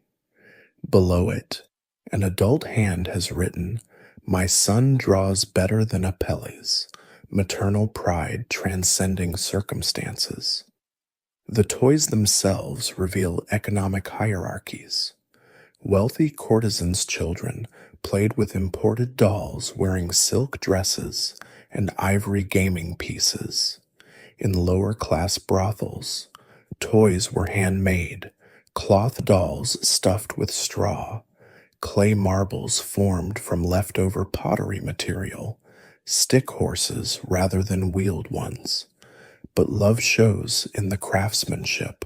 One wooden doll, charred but intact, wears a dress made from what textile analysis reveals was expensive fabric, possibly a piece of mom's work clothes, repurposed for a treasured toy. The most emotionally devastating find comes from the Garden of the Fugitives, where plaster casts preserve eruption victims' final moments. Among the bodies, a woman clutching a small child, her body curved protectively around the little form. She wears the anklet traditionally associated with prostitutes. In her final moments, professional identity meant nothing. She was just a mother trying to shield her baby from pyroclastic death. Nearby lay a scattered collection of coins, possibly her savings grabbed in desperation as she fled, and a child's bronze rattle that would never sound again. The names tell stories of journeys across the ancient world, carved into Pompeian walls by women who'd traveled far to end up in these narrow cubicles. Zmarina from Smyrna gives excellent Greek love, reads one advertisement, the author proudly claiming her Anatolian origins. You're mapping the international workforce of Pompeii's sex trade, discovering that globalization isn't as modern as we think. These women came from every corner of the empire, Syria, Egypt, Gaul, Germania, bringing exotic accents and techniques that commanded premium prices in this cosmopolitan port city. You trace the etymology of working names like linguistic archaeology. Egyptia obviously claimed Egyptian origin, marketing herself with the mystique of Cleopatra. Hispana suggested Iberian passion. Germanica promised northern exoticism to Mediterranean customers. But the quirky details scholars discovered, many of these names were complete fabrications. A slave girl from down the street could rebrand herself as Parthica and charge extra for supposedly Persian techniques. The mainstream historians focus on immigration patterns, but what fascinates you is this ancient identity entrepreneurship, women crafting profitable personas from thin air and foreign-sounding syllables. The Greek contingent dominated certain establishments, their language appearing more frequently than Latin in some brothels.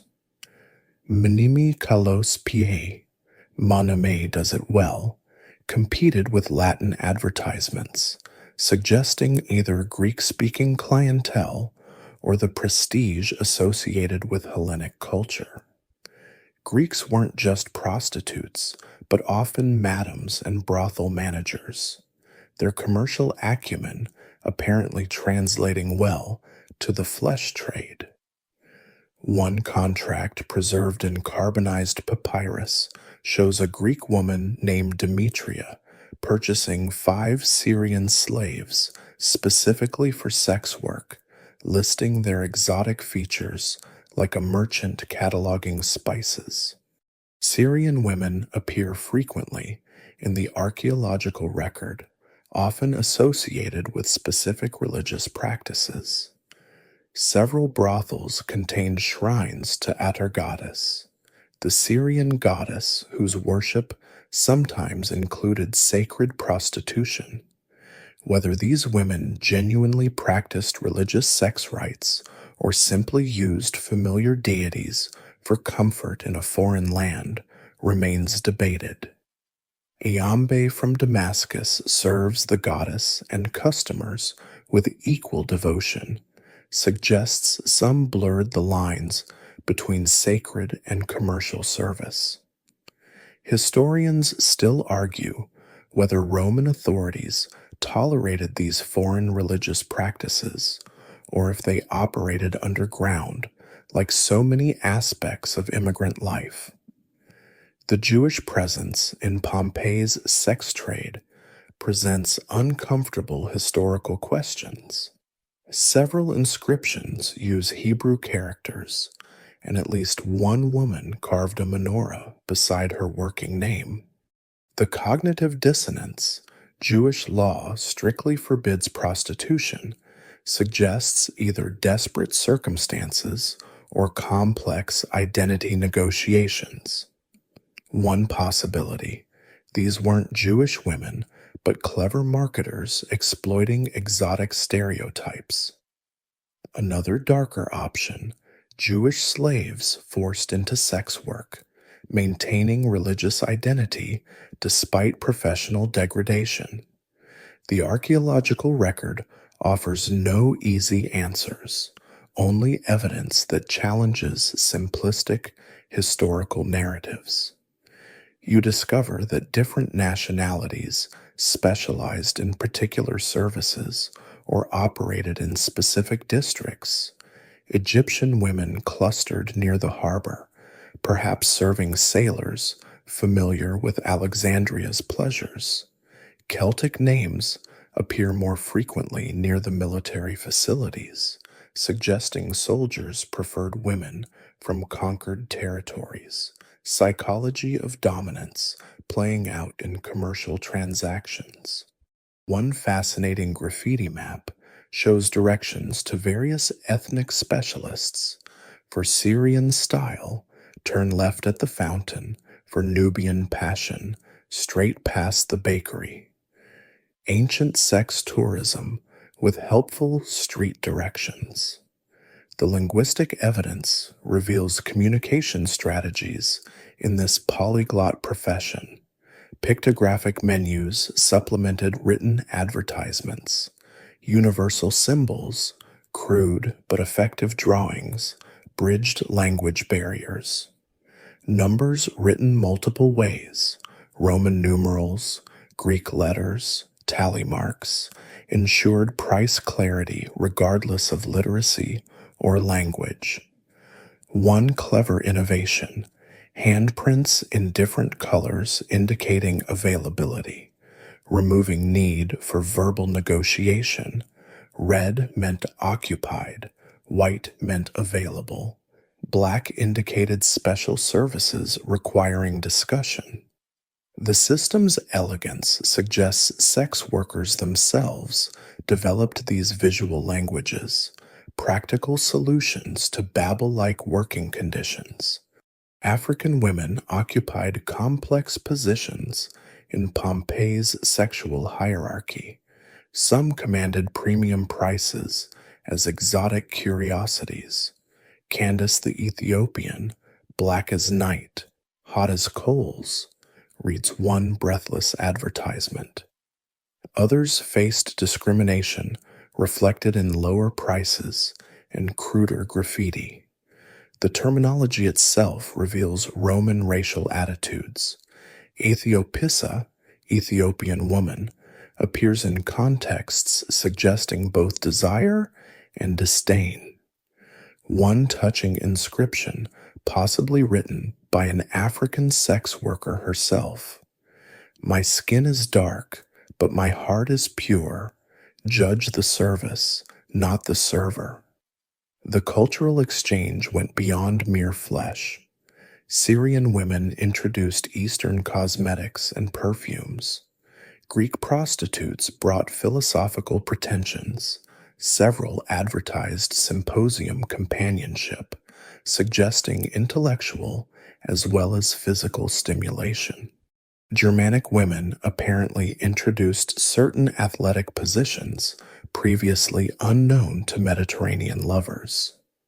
If the crude but enthusiastic diagrams are accurate, this wasn't just sexual tourism, but genuine cultural transmission, bodies serving as bridges between civilizations. The most intriguing evidence comes from what archaeologists call ethnic brothels, establishments catering to specific national communities. Near the Jewish quarter, Hebrew graffiti marks buildings that might have served homesick Judeans. The Egyptian district contained brothels decorated with Nilotic scenes and hieroglyphic inscriptions. These spaces provided more than sex. They offered cultural comfort, familiar languages, shared foods, and temporary escape from Romanness. One establishment's inventory included Syrian wine, Egyptian beer, and Gallic cheese, suggesting national cuisines accompanied national bodies. As you leave this section of ruins, one final inscription catches your eye. Written in 3 languages, Latin, Greek, and what appears to be Aramaic, it reads simply, "We are all strangers here." Below, dozens of names from across the ancient world, each woman adding her mark to this universal statement. The wall became a kind of expatriate memorial, sex workers recognizing their shared displacement regardless of origin. In selling their bodies in a foreign land, they found unexpected sisterhood, united not by nationality, but by the universal experience of being far from home, earning survival coin by coin, client by client, in a city that would soon bury their stories under volcanic ash. The lead curse tablet feels heavier than its actual weight, as if 2,000 years of malice have added invisible mass. You're holding a replica of one found buried beneath a brothel threshold, its surface scratched with backwards Latin designed to channel supernatural vengeance. I bind Livia's tongue that speaks lies about my prices. I bind her hands that steal my clients. I bind her vulva that it may close like a purse with no coins. The specificity of the anatomical curse makes you wince. These weren't abstract wishes, but targeted attacks on the tools of a competitor's trade. Professional jealousy in Pompeii's sex trade reached levels that would make modern reality TV look tame. The walls preserve catfights frozen in graffiti. Fortunata is a disease-ridden whore who lies about her age, sits above, "At least I don't pad my tits with wool like Ianuaria." And the mainstream historical record acknowledges competition among merchants. But what gets sanitized is the vicious rivalry between women whose survival depended on attracting finite customers with finite coins. Every client who chose your competitor meant less bread, less wine, less chance of buying freedom. You discover that the curses follow specific formulas taught by professional magic workers. Several tablets use identical phrasing, suggesting a template. Just as this lead grows cold, so let name's bed grow cold to customers. The quirky detail archaeologists uncovered: some prostitutes hedged their bets by cursing competitors while simultaneously protecting themselves. One woman, Phoebe, appears as both curse victim on several tablets and curse commissioner on others, mutually assured magical destruction in the ancient world. The lead tablets create networks of hatred, mapping professional relationships through supernatural violence. The rivalry extended beyond individual workers to entire establishments. May all who work at the Elephant Tavern develop pustules on their private parts, reads one comprehensive curse, taking no chances by targeting everyone at a competing venue. Another tablet, found in what archaeologists believe was a brothel's foundation deposit, attempts protection. Any curse directed at this house returns threefold to the sender. The magical arms race escalated with each buried tablet, creating archaeological layers of lead and loathing. Physical sabotage supplemented supernatural attacks. Graffiti warns about specific dangers. Don't drink Glycera's wine. She adds menstrual blood to bind customers. Whether true or slander, such accusations could destroy reputations. Another inscription alleges, Lydia puts itching powder in her rival's bed linens. The petty cruelties suggest how precarious these women's positions were. One rumor about disease or contamination could end a career. Melissa has the Gallic pox, someone carved in meter-high letters, impossible to miss or ignore. You find evidence of attempted poisonings that go beyond mere rumor. A sealed ceramic vessel contained traces of mercury and arsenic mixed with what analysis suggests was wine, a cocktail designed to cause slow decline rather than immediate death. Near it, a warning scratched in Greek, trust no gifts from rivals. The poisoned wine might have been intended to cause visible symptoms, skin lesions, hair loss, that would mark a competitor as diseased. Historians still argue whether these poisoning attempts were common or if the few discovered examples just reflect universal paranoia. Price wars created their own bitter conflicts. Vera undercuts everyone because she's desperate, competes with, I charge less because I'm worth more than Claudia's diseased hole.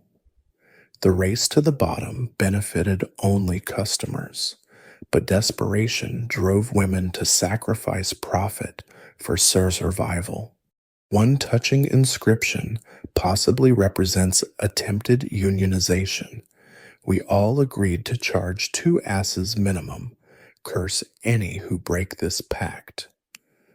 Below, someone has added, starving children don't eat pacts. The solidarity collapsed under economic pressure. Territorial disputes turned physical.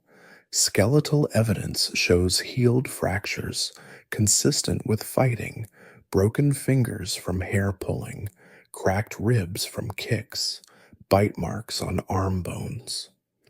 This corner belongs to the Syrian girls, marks one intersection, while nearby Greek territory, trespassers will be cursed and beaten, establishes competing zones. The violence wasn't random, but organized, suggesting gangs of sex workers controlling specific areas. One archaeological find supports this. A cache of weapons, hairpins filed to points, small knives, a leather sap filled with sand, hidden in a brothel wall. the ancient equivalent of workplace protection. The curses reveal unexpected vulnerabilities. Several target beauty rather than business. May Rhodope's hair fall out. Let Nigella's teeth rot. Make Thais's breasts sag like empty wineskins.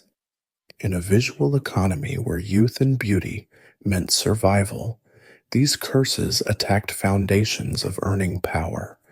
The lead tablets become psychological warfare, attempting to manifest physical decline through supernatural means.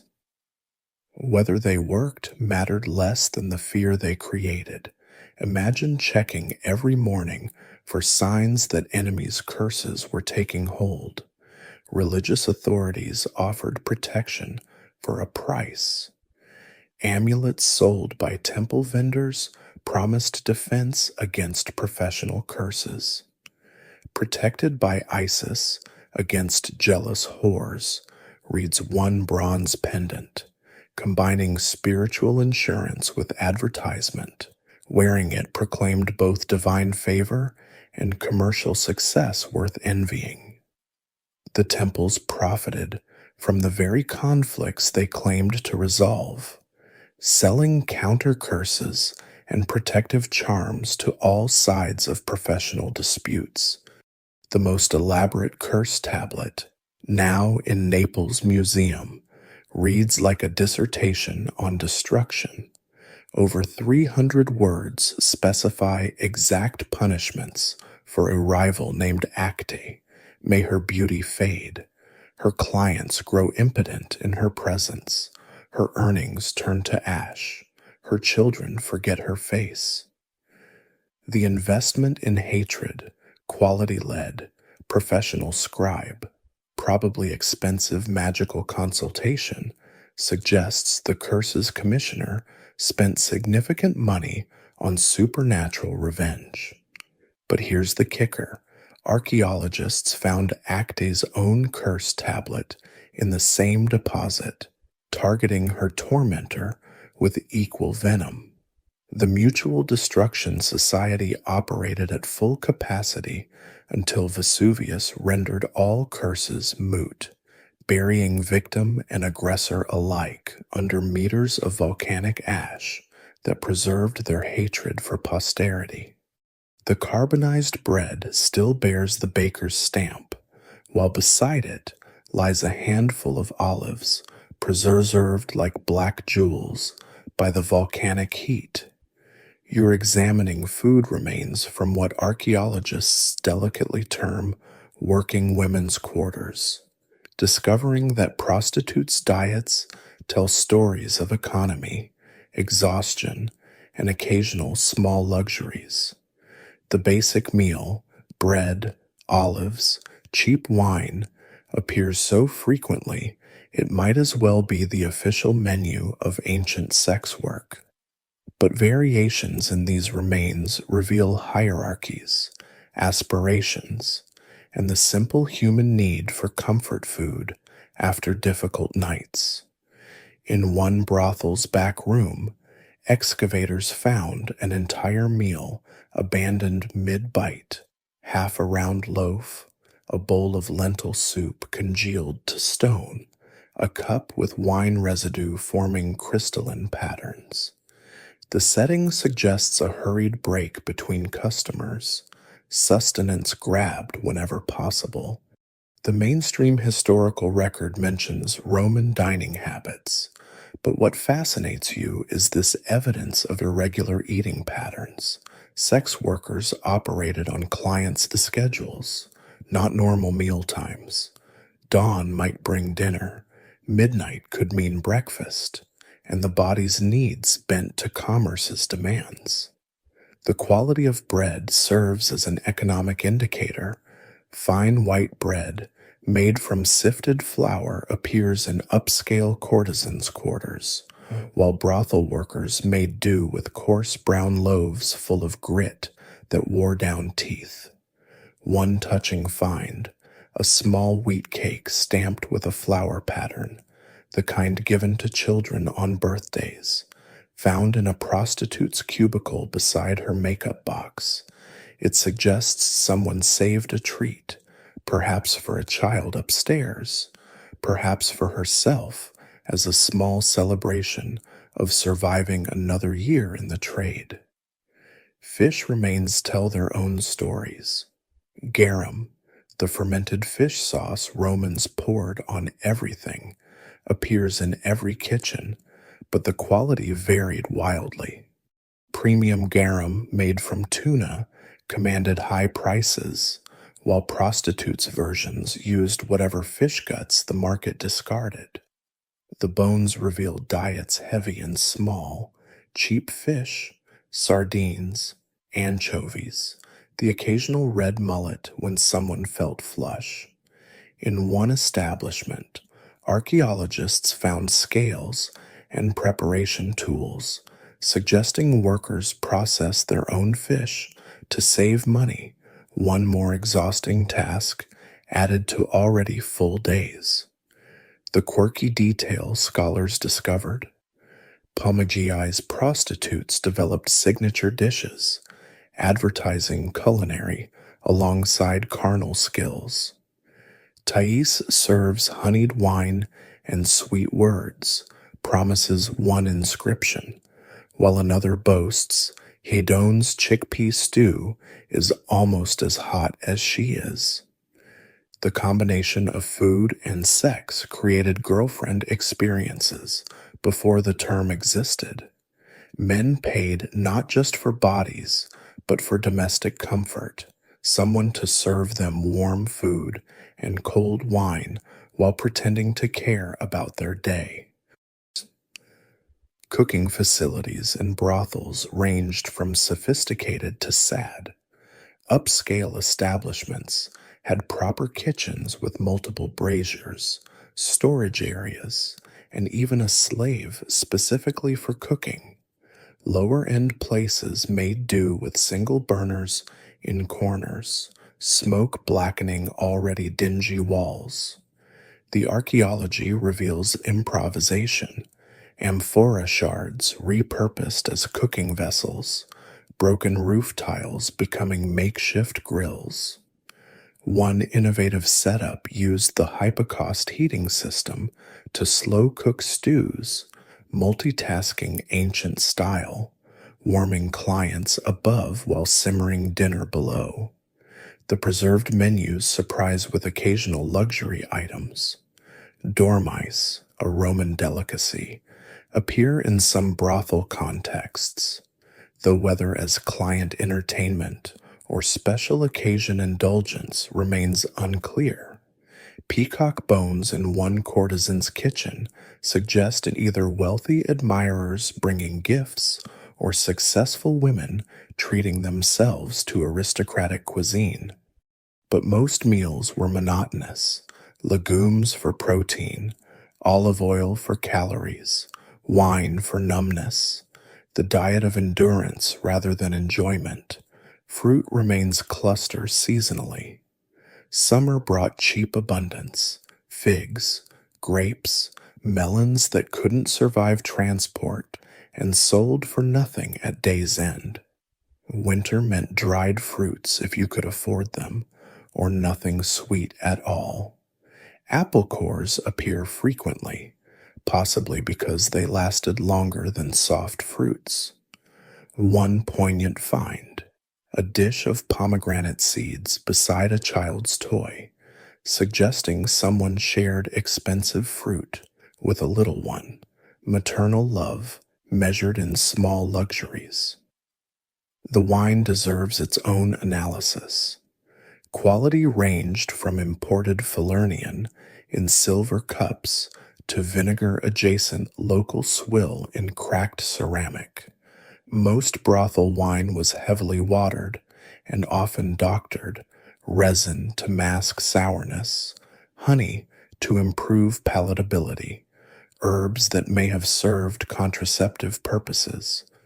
Don't drink Livia's special wine unless you want to sleep alone, warns one graffiti, suggesting some prostitutes drugged drinks to avoid servicing particularly unpleasant customers while still collecting payment. Shared meals created unexpected communities.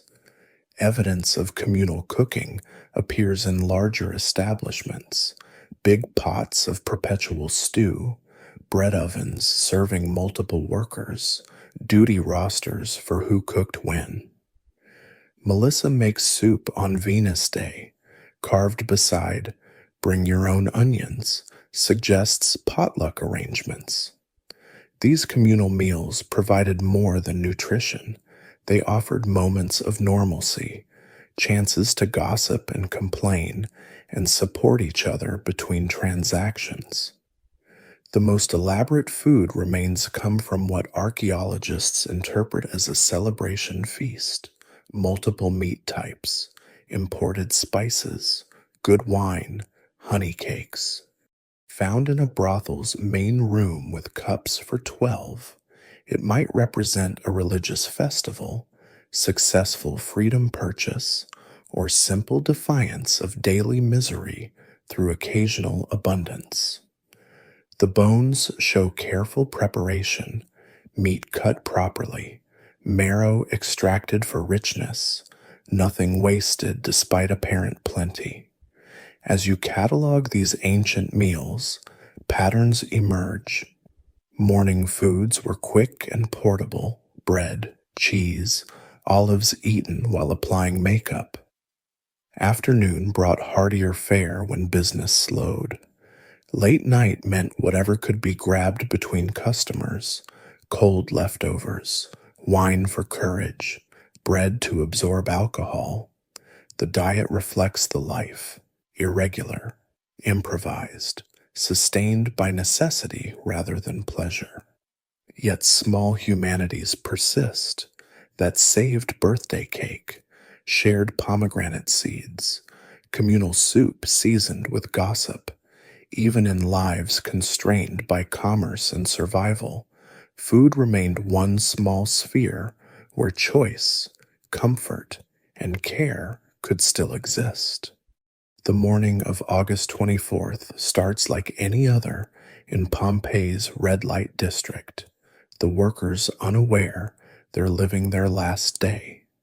You stand where Vesuvius looms in the distance, imagining that deceptively calm morning when prostitutes prepared for another day of commerce, their final acts preserved in volcanic tableau. The archaeological evidence suggests business as usual until the mountain exploded: half-eaten breakfasts, cosmetics laid out for application, beds still rumpled from the night's last customers who left before dawn, lucky in ways they'd never appreciate. In one brothel, the positions of artifacts tell a story of interrupted routine. A bronze mirror lies face down beside a cosmetics box, its contents scattered as if dropped mid-application. The woman was painting her face for the day ahead, perhaps covering bruises from a rough client, or simply performing the daily transformation from exhausted human to available fantasy. Near the mirror, a piece of bread bears a single bite mark: breakfast abandoned when the first tremors hit. The mundane domesticity breaks your heart more than any graffiti could. You trace the path of panic through scattered objects, coins spilled from overturned strongboxes as women grabbed what they could carry, jewelry boxes emptied of their most valuable pieces while cheaper items lay abandoned. One woman left behind her cosmetics, but took a child's wooden doll, priorities revealed in split-second decisions. The mainstream historical accounts focus on Pliny's timeline of the eruption, but here in the brothels, you see personal apocalypses measured in abandoned possessions and hasty choices. The skeletal remains tell their own stories of those final hours. In the Garden of the Fugitives, The plaster casts preserve a woman's protective embrace around a small child. Her anklet marks her profession, but her body language speaks only of motherhood. Another cast shows a woman clutching a cloth bag, its contents creating bulges in the plaster. Coins, certainly, but also small round objects that might be cosmetic jars or religious amulets. She died trying to save both her savings and her spiritual protection, neither helping when the pyroclastic flow hit. The quirky detail archaeologists discovered: some prostitutes died at their posts, either trapped by circumstances or refusing to abandon valuable possessions. In one cubicle, remains were found on the stone bed in a position suggesting the woman was waiting for rescue, for the danger to pass, for one last client who never came. Her jewelry remained perfectly arranged, cosmetics untouched by looters. The eruption moved too fast for the usual disaster opportunism. Upper floors collapsed onto lower ones, creating archaeological sandwiches of social hierarchy. A wealthy courtesan's elaborate quarters crashed down onto basic brothel cubicles, possessions mingling in death as they never would in life.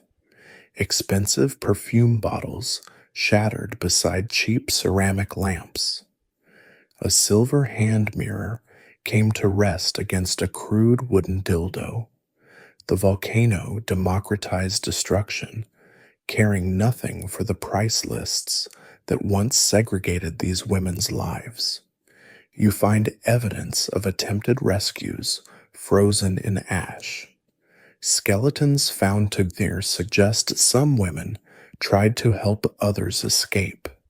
In one doorway, two sets of remains intertwined, one woman apparently supporting another who shows signs of recent childbirth. The stronger prostitute could have fled alone, but chose solidarity, both dying in the doorframe when the superheated gases struck. These small heroisms contradict narratives of cutthroat competition among sex workers. The religious responses varied wildly. Some women died clutching protective amulets, phalluses to ward off evil, goddess figurines for divine intervention. Others abandoned their shrines, suggesting faith collapsed along with ceilings. One particularly poignant scene, a small altar to Isis with fresh flowers, probably placed that very morning by someone seeking the goddess's protection for the day ahead. The flowers carbonized mid-wilt, prayers literally turned to ash. Written evidence from the final day appears in forms both mundane and moving. A partially completed letter on a wax tablet. Mother, business is good this month. I've saved 12 denarii toward. The sentence ends mid-word. Writing stylus dropped when the mountain roared. Another tablet shows what appears to be that day's appointments. Gaius at 3rd hour, Marcus at 5th, festival preparation after. The schedule for a day that would never finish. The patterns of flight reveal neighborhood knowledge and social bonds. Groups of skeletons found together suggest prostitutes fled in professional clusters, the Syrian girls helping each other, Greek workers moving as a unit. Some ran toward the sea, hoping for boat rescue. Others headed inland, not knowing they ran toward the source of death. The choices made in those panicked moments reflected relationships and rivalries built over years of shared struggle. As volcanic debris rained down, the brothels became death traps, windows too small for escape, doors blocked by falling masonry, stone ceilings that protected from sun and rain, now preventing flight from ash and pumice. The architecture designed for privacy and control turned into tombs. You imagine the darkness as oil lamps extinguished, the heat rising, the air thickening with ash until breathing became impossible. The final archaeological layer contains unexpected beauty alongside horror. A woman's hand still wears the ring her lover gave her. A child's toy lies beside its mother's cosmetics. Two women died holding hands, their intertwined fingers now frozen in plaster, whether lovers, friends, or simply strangers comforting each other at the end. We'll never know. These last moments humanize women. History often reduces to their profession. The mountain's fury preserved what time normally erases, not just buildings and bodies, but moments. A cup of wine half drunk, bread rising in ovens that would never finish baking, flowers picked that morning for shrine offerings. The prostitutes of Pompeii died as they lived, some alone, some together, some clutching coins, and others clutching children. Their final morning routine, interrupted forever, speaks across centuries about lives that were always more than just the sum of their transactions. In death as in life, they remain completely human, afraid, brave, selfish, generous, mothers and daughters and sisters beneath the ash that made them eternal. The volcano's wrath has passed, leaving stories frozen in stone and ash. As you walk back through these ancient streets one last time, the graffiti seems to whisper rather than shout. Names of women who lived and loved and labored fade into twilight. Melissa, Glycera, Tyche, Hedone, their voices growing softer as exhaustion creeps into your bones. The stone beds that witnessed countless encounters now stand empty, their cold surfaces no longer warming to human touch. Pompeii sleeps again under the stars, and you feel your own eyelids growing heavy. The archaeological evidence has painted pictures more vivid than any fresco.